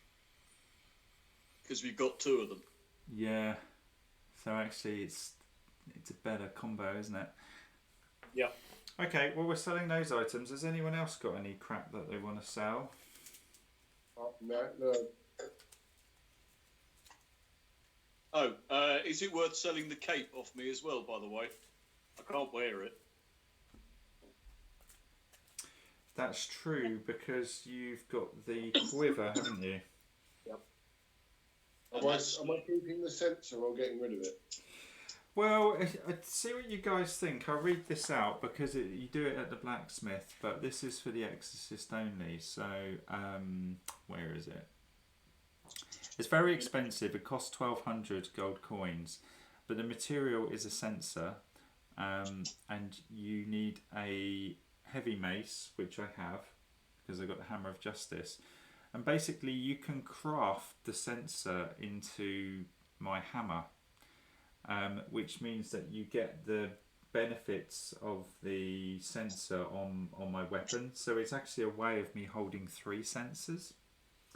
So do you third one worth carrying? Well, I could take something like, the fanatic censer that gives me an extra 2 faith every turn. I could actually craft that into my hammer, and then I could carry 2 censers, one that gives +1 armor to everyone standing next to me, and one that gives +1 damage to everyone standing next to me. Yep. And that would put you on 5 faith a turn, would it? No, it would still be 3, but it just means I wouldn't have to hold that fanatic censer, because at the moment I can clip 2 onto my belt. And so the third sensor I have, Dave's just been carrying it around. But if I craft one of them into my weapon, I then get all 3 going. Yeah, could be worth it. Does that increase your weight, or does your weight stay the same? Stays the same. That's really good. But it costs a huge amount of gold. It's 1,200 to do that. If only we had a lot of gold.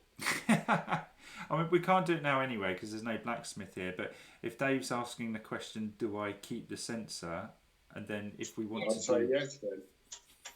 I didn't know you could do that, so yes, I'll keep the sensor for a bit longer. Okay. Any other crap we want to get rid of? Yeah. So we're getting rid of Jack's cape, is it? Yep, may as well.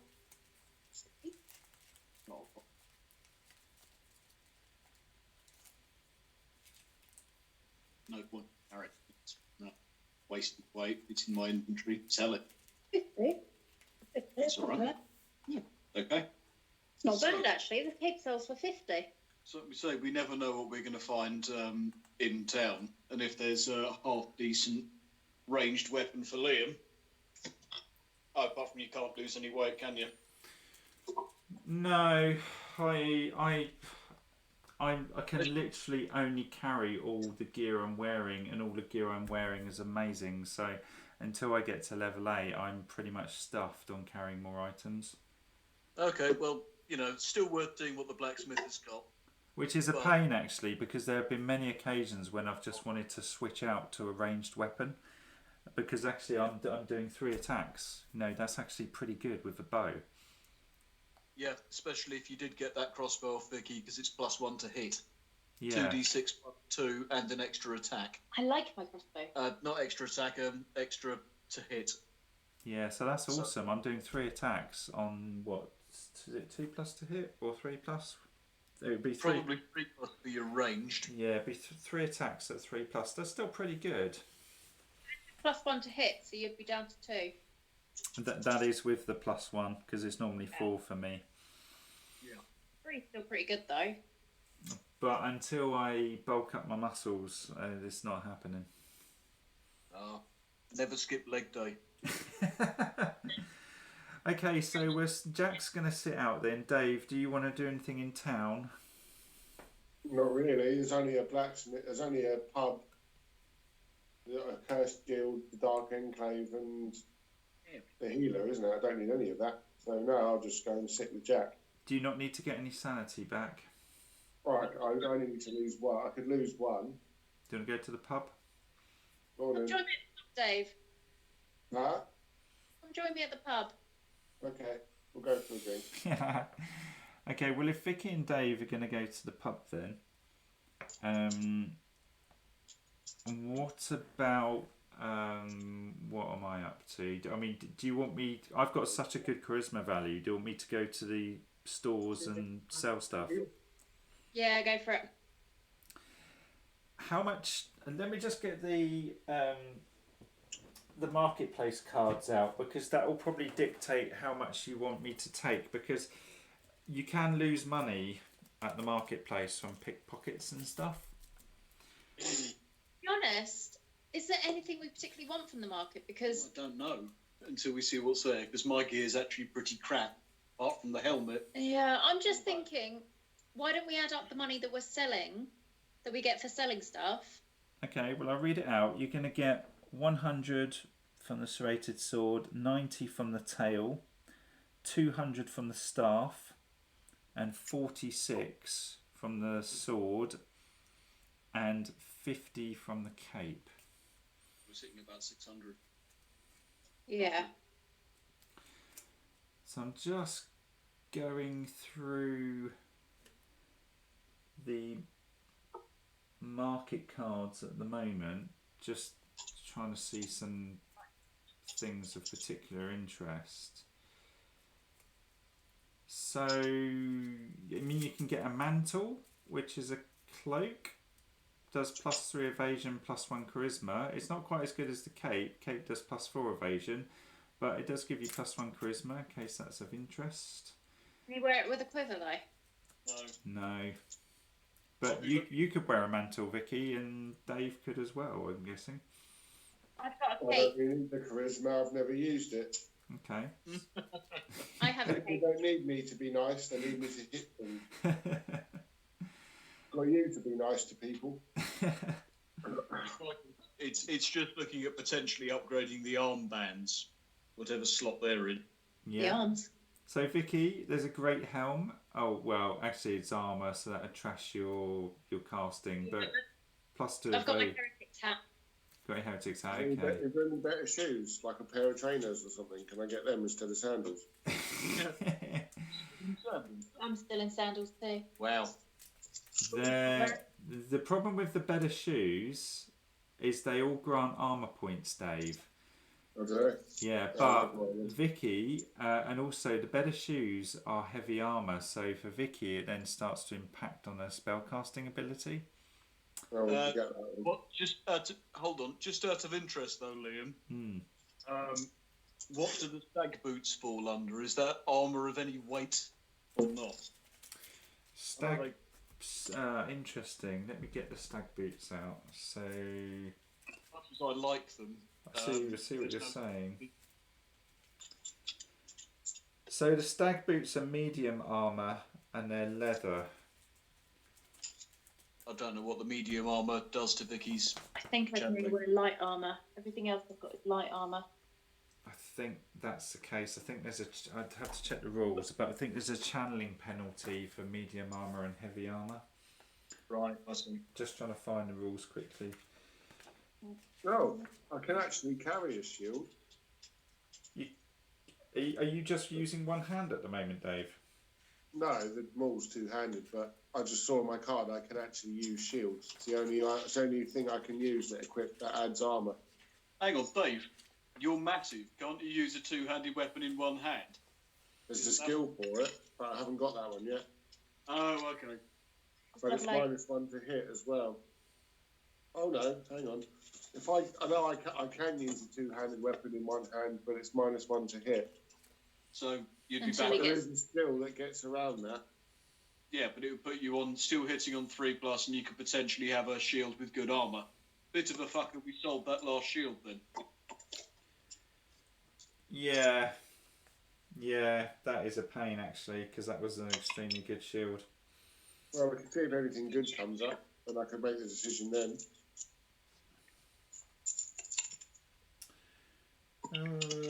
Just trying to find that channeling penalty. I'm struggling to find it, but I know it's there. Can we buy that shield back? It's gone. Are you telling me Darklight doesn't have a cash converters? It's gone, Dave. Come It got you sold it in Andorn. We're not even in the same town. All right, eBay then. eBay. Or it's D-Bay, whatever you want to call it. D-Bay. Brilliant. Vicky, oh, here we go. Right, channeling penalty. Some materials interfere with the use of source, particularly metals, decreasing the chances of successfully casting a spell. For each item the caster has equipped with the medium armour keyword, subtract 2 from the spellcasting dice, and for heavy, subtract 3. No, you don't want none of that then, do you, really? So, to answer Jack's question, the stag boots, what were they?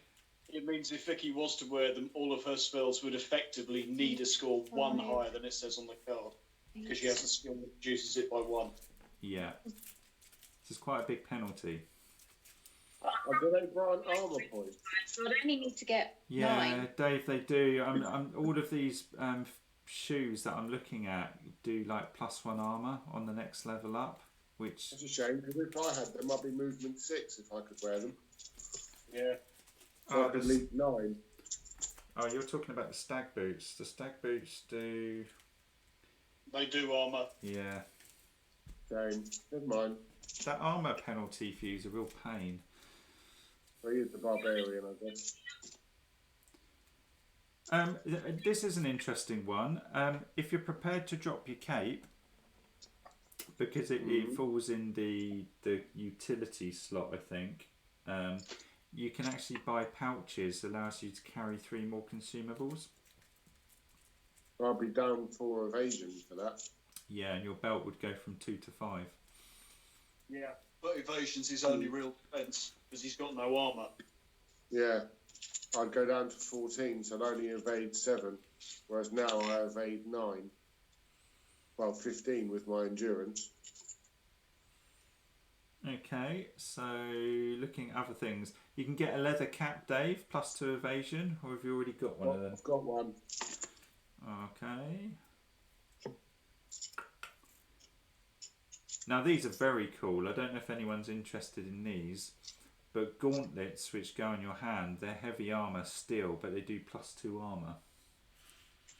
Well, I can't have that. Jack? I suppose that would be replacing my armbands, but I'd rather have the evasion than armour. Okay. You can't lose that to a crit, can you? So I've got a level 5 skill. Not that I've taken it yet. But the channeling penalty caused by medium armor is now -1, so I'd be rolling straight. And That's the quite channeling cool. penalty caused by heavy armor is now -2. Yeah, so it reduces it by 1. That's kind of cool. Yeah. You can buy warhammers, Dave. They're double-handed. Sadly, they've got -1 to hit, but they do 2d6 damage +5. Nice, but it's not a death maul, is it? It's not a death maul. It might be a good backup to the death maul, though. So get rid of the flail and have that. Okay, well, I don't know how much they cost, but I'm just putting it down. If we at the find minute. one and we got the money, then it might be a good secondary weapon if I get fatigued again. What is there a strength limit on it? 5+. That's the thing. If I get fatigued, I'm only going to be strength 4. Dave, what about this? Because you've got because you can shoot at the end of the day, a composite bow, range 12, attack 1d6 damage, but you add your strength and your perception to the attack. Oh, God damn. G6 plus 10. That's not bad. What's that one? That's a composite bow. It's not. I mean, I won't be using it often, will I? Because I'll be in there smashing face more often than not. But Yeah. Kind of nice to have a ranged option, though. yeah, I guess so. Okay, I'm still just going through, just looking for anything potentially Still tasty. like Warhammer as a backup weapon, but then my strength is too low at the moment. The only time I'll ever use it is if I'm fatigued. Otherwise, I'm just going to use the death maul all the time. But it's probably, well, you've got a flail at the moment as a backup weapon, haven't you, in case you're fatigued? Yeah. Is the limit on the flail 4? It might be lower than that. I'd have to go and check. All right. Well, I think you used it before, didn't you? And you were only strength 3. Yeah, that's a good point. So yeah, well, it's fine. Then I'll just stick with the flail for now. What else we got? Nothing else for the arms. No, there are some like wrist guns and stuff. So you've got this, Jack, in case of interest. So wrist crossbow, range 6. You get 1d6 +2 damage and +1 to hit. Can be used even when adjacent to enemies. You may not equip shields. So does that allow me to add my perception to it like any other ranged weapon? yeah, because it's a ranged weapon. But I suppose if you're using that, you can't then use your bow. I suppose.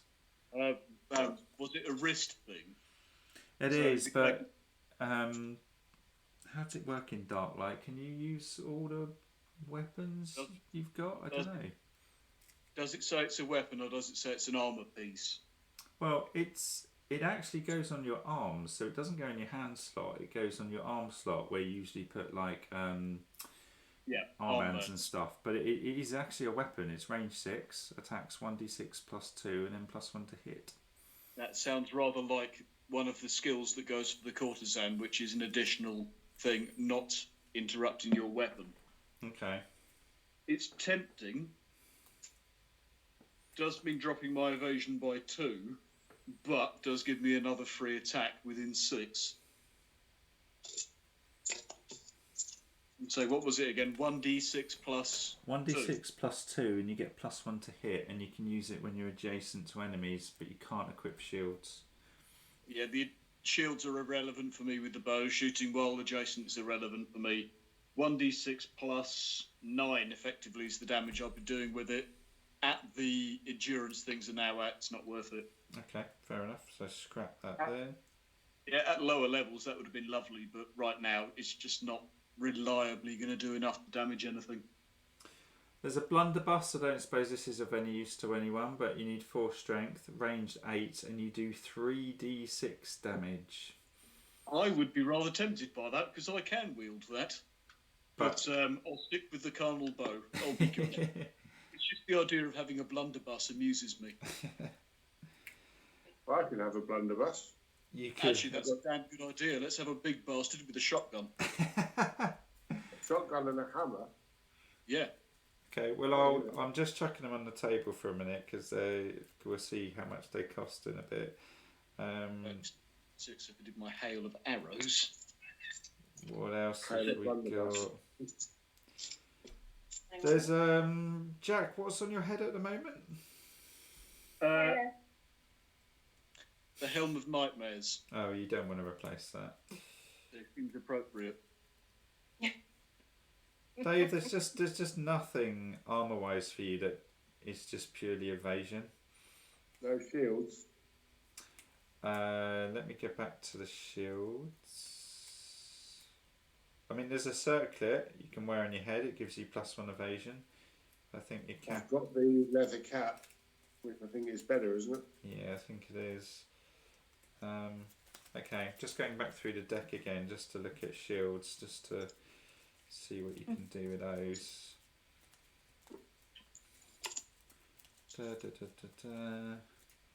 Kite shield, +3 evasion, +2 armor.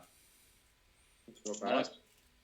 It's pretty decent. There's a heater shield, +2 evasion, +2 armor, so slightly worse. And you say you can use the armour on a shield? Yeah, it's a shield. Yeah, it's the only one I can use. Nice.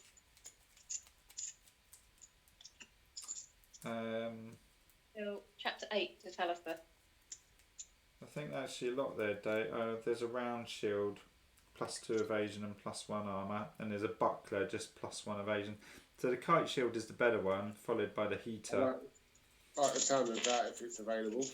Gotta be the kite shield. Ooh, Yeah, doing it. Might as well hang do it on. there. There's another one, a tower shield. It does Awesome. do -1 agility, however, it does +4 armor. Nice. Any What of about those? evasion? Is there any evasion on it? No, but armor you always get, remember? Except Unless on a crit. Unless it's It's a crit. evasion you always get, isn't it? No, evasion you have to spend stamina to get. Oh yeah, I know. But it's I've got always 6 available stamina. even in a crit. Armor is a That's freebie. what I meant. And so armor, unless you suffer a critical, you always get your armor. Evasion, you have to spend stamina to get it. What's Yeah, the kite can shield still get do that again? and stamina. Kite shield was +3 evasion, +2 armor. Yeah, it's No, got almost the kite shield gives you the kite shield's giving a total of 5. So Yeah, I think that one's better. And the other one, it doesn't give me -1 agility either. Remember, the kite shield is not giving you a total of 5 because you only get 1 point of damage reduction for every 2 points of evasion. So that would give me +3 evasion, wouldn't it? Yeah, so it'll give you I'd 1 be on point. 21, so I'd have a damage reduction of 10. Plus my armour of 8. So when I evade, I'll be reducing 18 damage. Yeah. I've got an endurance of 6, so stamina's not usually an issue. Well, let me read out the cost for these things because you might suddenly change your mind when you hear the eye-watering cost of these. So, where are they? see that. So armors. So the kite shield is 500. Worth it. The tower shield is 1500. Yeah, we'll go with the kite shield then. Yeah, we'll go with the kite shield. And the heater shield, what's the difference on that? Heater shield is 240. It's actually quite cheap. But are you certain, Dave, if you do the maths? Because the difference between the heater shield and a kite shield is 260 gold and 1 What does the point. other one do again? Well, the heater shield, they both do +2 armor, but the heater shield does +2 evasion. The kite shield does +3 evasion, but you have to be a bit careful here because if your total evasion ends up on an odd number, you're just wasting points of evasion. Yeah, to be honest then, I might as well take the heater shield because it'll give me the same amount of evasion anyway. Are you certain on that, on the maths? Yeah, because my evasion at the moment is 18. So I'll put it up to 20, which is damage reduction of 10. Yeah. The other one will put me up to an evasion of 21, which is still a damage reduction of 10. Yeah, that's right. But I'll take the other one then, the cheaper one. The heater shield. That one. So the heater shield would cost, what did I say? 260, isn't it? 240, sorry. 240. So if you want me to go to market, I mean, at the moment I don't need to take any money because I can afford the heater shield from The items. Yeah. Now, whether you want me to buy a composite bow, a blunderbuss, or a warhammer is up to you guys. Well, I've only got 2 weight left. How Even much after you set the sword. Well, Dave, with all of these items gone, my weight's pretty decent now. Right. But I can't use it if you're carrying it, though, can I? No, I mean... You swap around. Yeah, I know, yeah. What I meant was you can max your weight out because I have enough to carry plenty. Yeah, Jack on the donkey mule. Yeah, so I could give you the Dragon Eyes and an Ethereum, and that saves me 4 weight then. Exactly. Right, okay, well, I'll give you all of them, and I'll take both of them. I'll take the blunderbuss and that if we can afford it. Well, I won't juggle stuff just yet until I know definitively what you guys want. But Dave, would you definitely want the blunderbuss over the composite bow? Because the composite bow does do 1d6 plus your strength and perception. Yeah, it's true. 1d6 plus 10, isn't it? And the other one does just... Is it just straight 3d6? It doesn't add anything? 3d6 plus perception, I guess, because it's a ranged weapon. So that's 3d6 plus 3, so that's 21. And the other one does a max of 16. So the max is lower, but it's probably more average. Well, you'll get average of 9 on the blunderbuss, plus what your perception is. So that's 12. Minus the god high endurance that they're doing. Whereas the other one is between 11 and 16. Yeah, there is a caveat here. If you roll a double 1 for damage, you deal no wounds, the weapon jams, wounding you by 2d6. It cannot be used until the end of the dungeon. Yeah, then can't be used until the end of the dungeon. I've got that. I'll take the bow then. I'm wounding myself. That's Vicky's job. I've got a magical protection for that. I found something that prevents me from self-harming anymore. What, the Samaritans? Yeah. Yeah. So, Dave, let me get this right then. So you fancy a warhammer, strength 5. Would that still work even if you're fatigued? No, because my strength's only 7. So my strength would go down to 4. So there's no much point in having the warhammer then, is there? You might as well just Not keep really. the flail.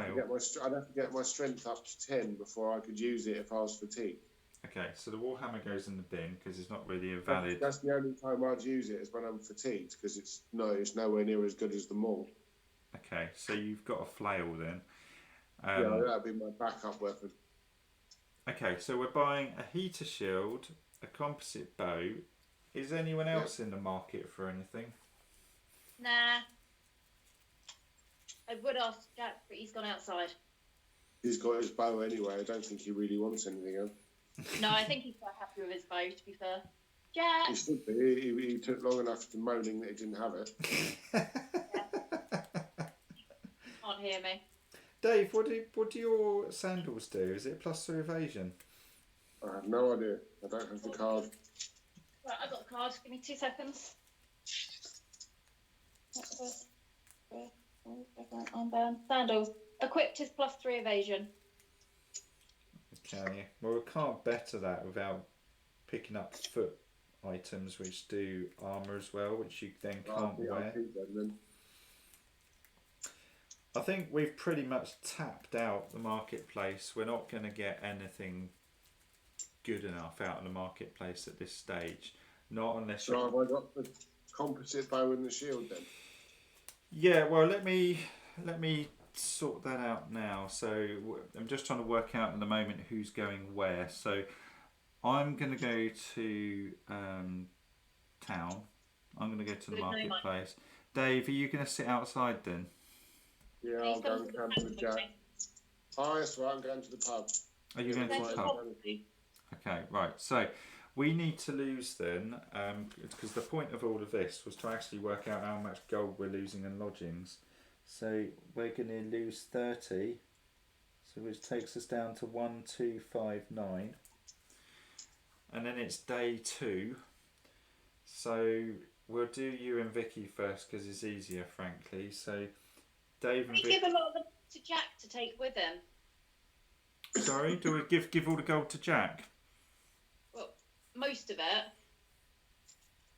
Yeah, we can. Well, we can give. If we're not going to buy anything else, then we could give it all to Jack. The only thing me and Dave need is a little bit of cash to go to the pub. Okay. Is no one definitely getting a second tattoo? I've already got 2. I've got 2. Have I got 2? Have you got 2? Let's have a look. I have a feeling I do.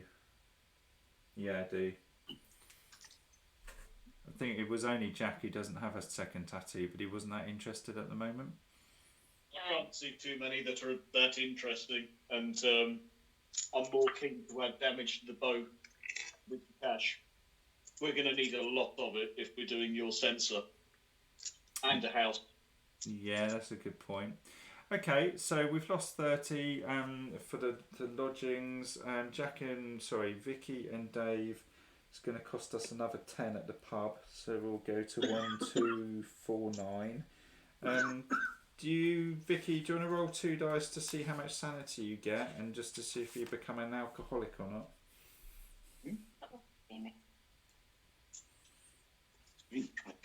You don't want to roll a 12.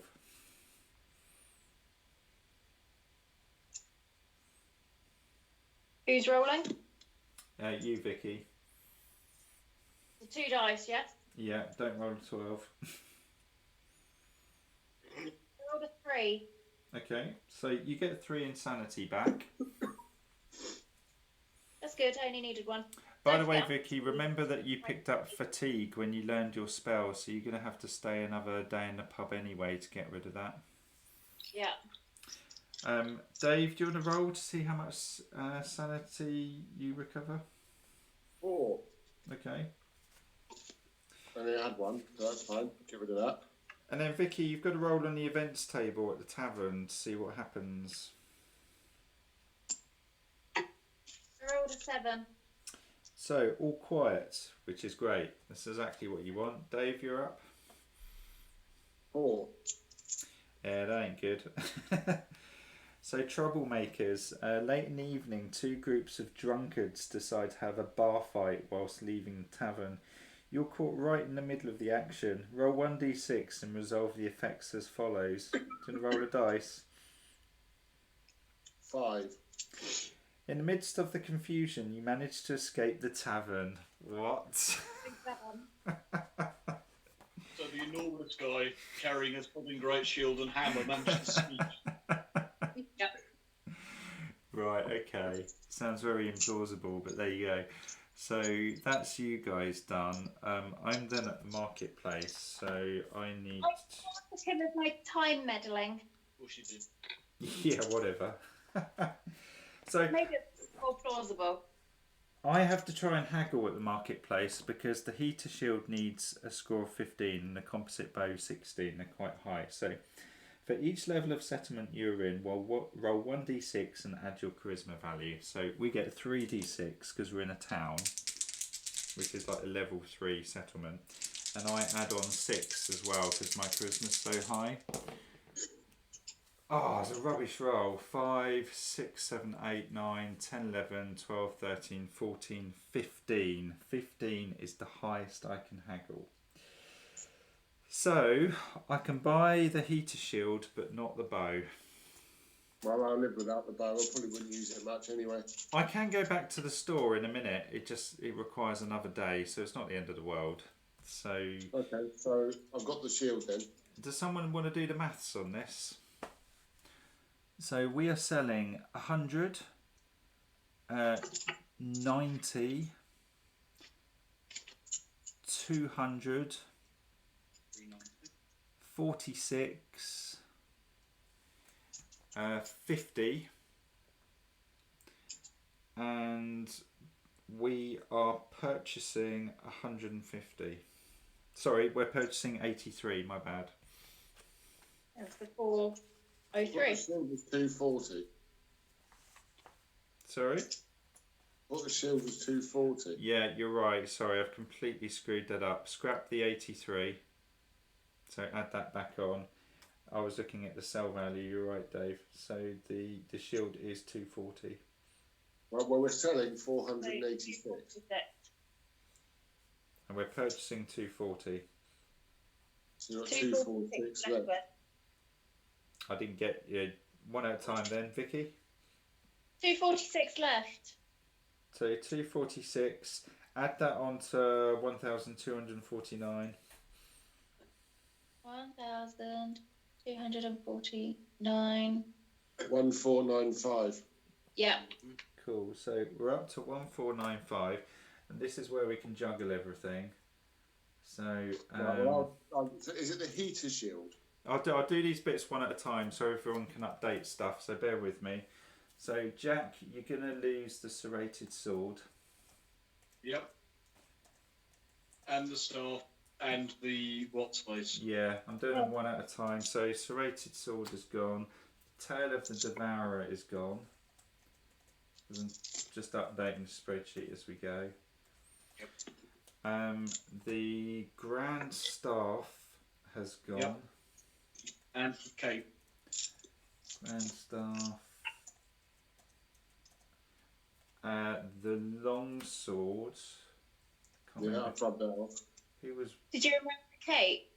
I'm just coming to that. I'm doing them one at a time. So Dave had the long sword, and then the cape, which was the last one that Jack had,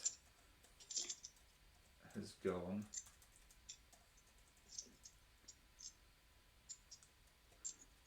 So those items have all gone. Dave, you have acquired. Well, before we give your stuff to you, Dave, we need to give Jack. If we were to give Jack 2 dragon eyes, so they're just crafting components. They both weigh 1 each, Jack.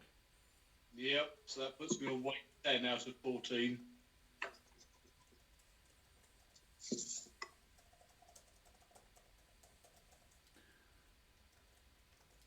Just updating the spreadsheet, so owns that. So that's an additional 2 weight for you. What does the carnal bow weigh? Is it 1? Yep.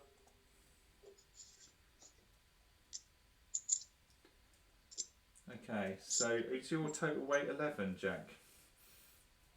I think my total weight should be 10. Give me a second. No, wait, my sheet's up here. Yeah. Right, bear with me. So, 1, 2, 3, 4, 5, 6, 7, 8, 9. Yeah, it is 11, sorry. No, that's cool. That's why I'm doing this in stages, because it gets complicated otherwise. Liam, should be 10, because the cape's gone. Okay, well I'll read out what I've got, because there's something odd going on here. So we've got stag boots for 1. Yep. Skin stitcher for 2. Medallion weighs nothing. Then you've got a longbow for 1. Oh, the longbow can fuck off, can't it? Should have thought that ages ago. Do you not want to keep it as a backup? Why? Just in case you lose your carnal bow for whatever reason. I can't imagine any situation where I'm going to lose that. I think there are some weird things that do destroy weapons. Oh. Well, can do. Yeah, can do. I know it's extremely unlikely, but if you do lose the carnal bow mid-dungeon, you are doing nothing. Yeah, no, that's fine in that case. That puts me to weight 4. Okay, then that's probably it then, because then there's the armbands for 1, the superior quiver for 1, the helm of nightmares for 1, the ring of Julius 1 apparently, yep. The carnal bow for 1, and then the 2 dragon eyes for 1 each. So yeah, that is 11. He learnt to count as well. So Dave loses the 2 dragon eyes. Yeah, it does. Right. My ring way. And then Dave, you've gained the heater shield, which weighs 1. Oh, no.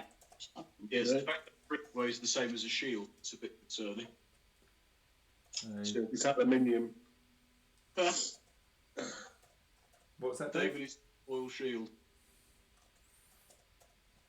So Dave's he's picked up +2 evasion and +2 armour.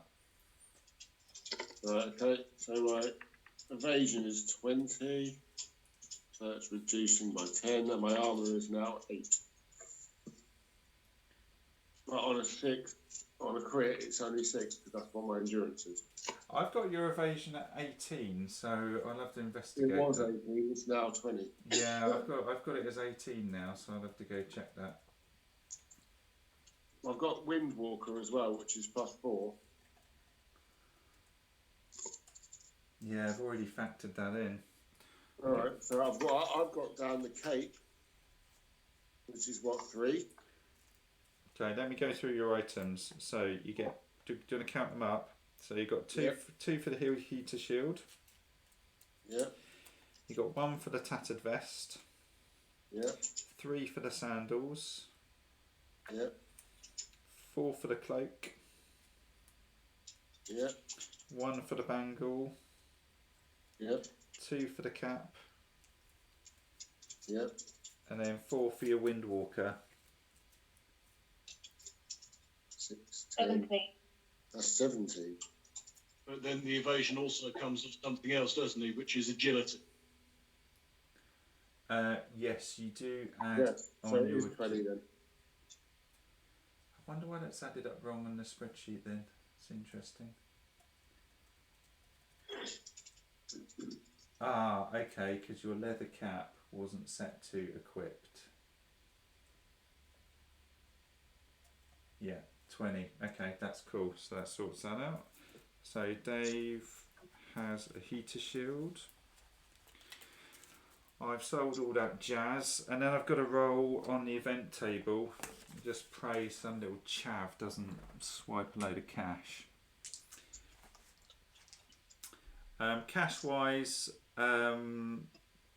what did we decide before I went to town? Did Jack take the bulk of the gold? Did I only take... The gold, I would imagine, left us with about 100 to cover our lodgings. Okay, so we're saying that Jack has all the money and I just, took 100 plus the items that I sold? Yeah. Okay. So, rolling 2 dice. 5, 6, 7, 8. Is that cocked? Yeah, that's cocked. Got to re-roll that. 5, 6, 7. So it's quiet. So that's good. We're not going to get fleeced for money. So we roll 2 dice for the darkness roll. Do you want to roll it, Vicky? Sorry, the dread wheel. 6 and a 4. Okay, so that doesn't move, and then we've got to decide who's going to stay in town and who's going to bugger off, basically. I'm going to go and party with Jack outside. I don't need to do anything else. I need to go and rest because it's too far for me to go outside. I'm fatigued. Okay, so Vicky's staying in the tavern. Do you want me to have another run at the market and try and get this composite bow? How much did it cost? Sorry, what was that, Vicky? How much did it cost? Let's see. Composite bow costs 450. I wouldn't even have enough gold, actually. No. I wouldn't worry because I'm probably never going to use it. I'm going to be leaping in and smashing the shit out of stuff. Well, we can always buy it at the next town if we want to. Yeah, I won't worry about it for now. As you say, you haven't got enough cash on you anyway. Okay, so assuming Liam will be leaving town. No, I've got to go to the tavern because I'm suffering a sanity loss at the moment. You come join me at the tavern. How much does it cost to get rid of my fatigue? It doesn't cost you anything. You just spend a day lounging around in the pub resting. And also you don't have to roll on the events table, Vicky, so it's the safest thing that you can do. If I could have that easy, I would have done it yesterday. So what I reckon then is we give Dave the majority of the cash that we've got because we need 20 for tonight. neither of us are planning on staying another night, but if we take 20, just in case, if we take 50 between us. Yeah. Okay, so we'll do that then. So Dave takes whatever was remaining off of that. It doesn't really matter at this stage. So we're going to lose 20 for lodgings for the night. So we're going to go to 1475. Which leaves us £30 in the tavern. Yeah, well, I'm going to spend 5 to drink, so that drops us to 1470. You don't spend anything, Vicky. You just get a free pass, and you don't have to roll in the events table. So I didn't roll for my sanity gain, so I rolled 4. So that's that done. So I'm guessing we all have no insanity now. Nope. Yeah, it's all gone. Okay, cool. I'll And probably with cash because I know I'm going to be safe. And then I've got to roll on the events table in the pub. I've got to re-roll that. 10. That doesn't sound good. No, but you've got no cash to lose. Yeah, but food poisoning. Michael. With a vicious growl, your stomach informs you that it disagrees with something you've eaten. Get ready for the worst. I'm about to vom. You suffer food poisoning for 1d3 days. During this time, you must remain within the settlement. You still have to pay living expenses and may not perform any other activities during this term. So I am vomming up for 3 days, which, can I even afford that? No, you're £5 short. Well, I'm not going to bother looking for some FAQ to sort that out, so shall I just deduct 30 from our 1470? Yeah. So we're on 1440, I think. Yeah. And then we're done, aren't we? Yeah. And that is why it takes me bloody ages to do town, and that's quite a quick town. So we got a 4-way split for gold on 1440. 360. 360 each. Yeah. Yeah. Okay, so updating that. Oh, wow. I'm up to 24. And then on top of that, So bye. we've then got a 4-way split on our remaining souls, which is 168. 168 split between the lot of us. What? 42. Is it 42 souls each? Yep.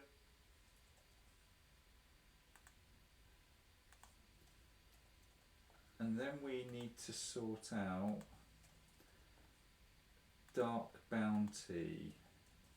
So my Dark Bounty will be 0 because I leveled up. And I'm now level 7. And I still need to pick a skill card. I'll run them past you in a minute if you guys got a bit of time. Dave is Dark Bounty is 0 because he's level 7 too. Vicky was already level 7, so her Dark Bounty will creep up to 1. And Jack, you remained at level 6, didn't you? I did, so I'll be Dark Bounty 2. That's right. So we have to level him up next time. Well, if it doesn't matter so much now because all the monsters, because our majority level has now crept up to 7, they're all going to be level 7 monsters now anyway. But when you reach Dark Bounty 3 or 4, I forget what it is now, you're kind of considered to be the next level up even though you aren't. And it's only for the purposes of figuring out how tough the monsters are. Reputation, for Grimford, we're all reputation 6 now. So if you ever do anything that factors that in, you're 6. For Andorn, we all have a reputation of 3.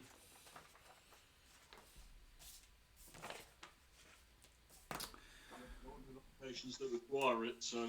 What does the reputation mean? There are certain locations you can go to which use reputation.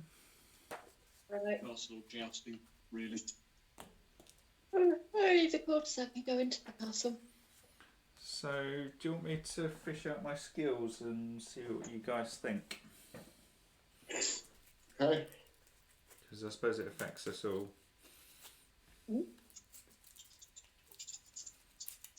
So, demonology. What are we looking up currently? His skill. So, I'll just pick out the highlights. So, this one's always interested me for a while now, because I think it gives lots of options, but I don't know if it's worth it. Once per turn, you may self-inflict 2 wounds to gain 2 faith points. And I know it sounds weird, but I've been doing the maths on this, and because my healing tends to be really high, that actually is not bad. But you do 2 wounds to yourself and get 2 faith points. Right. Because Vicky's sorted out her self-harming, it's your turn now. Liam, what about Seal of the Living for you? Now you're generating 3 a turn. Let's get to that one. Seal of the Living. So, whenever you have maximum faith point allowance and happen to gain more, instead of wasting them, you may immediately use one of them to remove 1 wound from yourself. At level 5, you will remove 2 wounds instead. And that is, as you say, also very good. Because I've one over the other one. there was this one which I skipped over because of the hammer I found, Divine Might. You may equip 2-handed melee weapons in 1 hand. Just look for that. Just thinking it gives you the option of a shield later on, but that could be something to wait and see if you pick up anything better. But what's the point in having a 2-handed melee weapon in 1 hand when you can't dual wield? So you can use a shield. But he hasn't got one. I have got a shield, but Have you? yeah, it's my shield lets me. It's really cool. It's +2 evasion, +2 armor, and I get an extra armor against demons. It's really good. Okay. But my hammer of justice, which is 1-handed, has been tooled up so much at the blacksmith that it's cool. Yeah, it's only in case we find another 2-handed hammer. It may not be a skill for now, just want to bear in mind in case we find a 2-handed weapon. Yeah. That you like the look of. Because there have been some interesting ones. The Katazashi or whatever it was could have been interesting for you. Yes, definitely. With that, adding perception and strength onto a cleaving weapon. But, No, there are certainly lots of options. This is another good one. Holy Will. You may spend a faith point to regain a stamina per turn. yeah, might well be handy for you. Righteous Scholar. If you're unhappy with the miracles you have at the start of the dungeon, you may discard 1 or more and redraw. Yeah, could be handy for you. Divine Retribution reduces the faith point cost of offensive miracles by 1. Now I have that for healing because I figured healing was more useful, but you can do it on offensive. You're defending.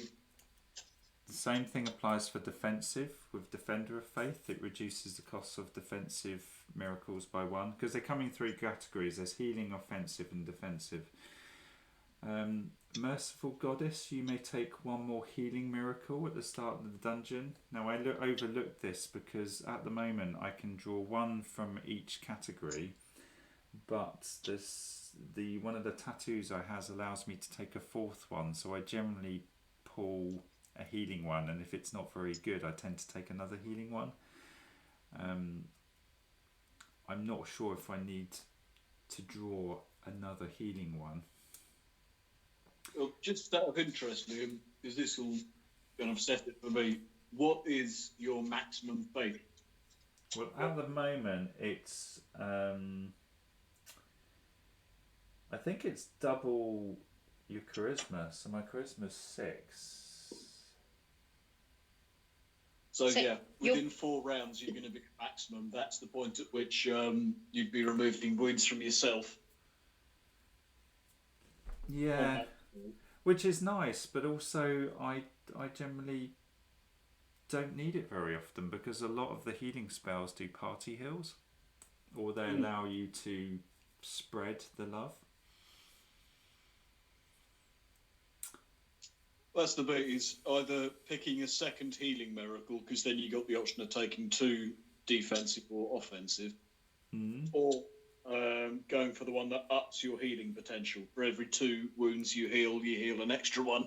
Yeah, that's quite good. Divine Mercy. For every 2 healing points you cause with a healing miracle, heal your target by 1 more. Yeah, I quite like the Righteous Scholar one, because if you get some really naff miracles, you can change them. That's true. And if you get 1 crap one, 2 good ones, then you can change out the crap one. If you get 3 crap ones, you can change all of them. And that's really interesting because you've had some quite naff ones. Yeah, and it's a really interesting point because often I do have a couple of crap ones, and then therefore I just end up using the 2 good ones I have all the time. I'd take that skill then. Yeah, it gives you more options, so I think I'll probably vote that. That is Righteous Scholar, I think it was, or Religious Scholar. Yeah, sorry, Religious Scholar. I probably said that wrong. Vicky's got the cards now, not me, so I'm guessing. So for me, I mean, at the moment, the standout ones is Religious Scholar and Divine Mercy. Divine Mercy does an extra point of healing for every 2 that you do. Scholar is getting my vote. Dave's I would agree with that. Yeah, Anthony. So you think you're going for Scholar? Religious Scholar. If I could do my spells, would be laughing. Sorry, Vicky? Only a couple. What was that, Vicky? Sorry?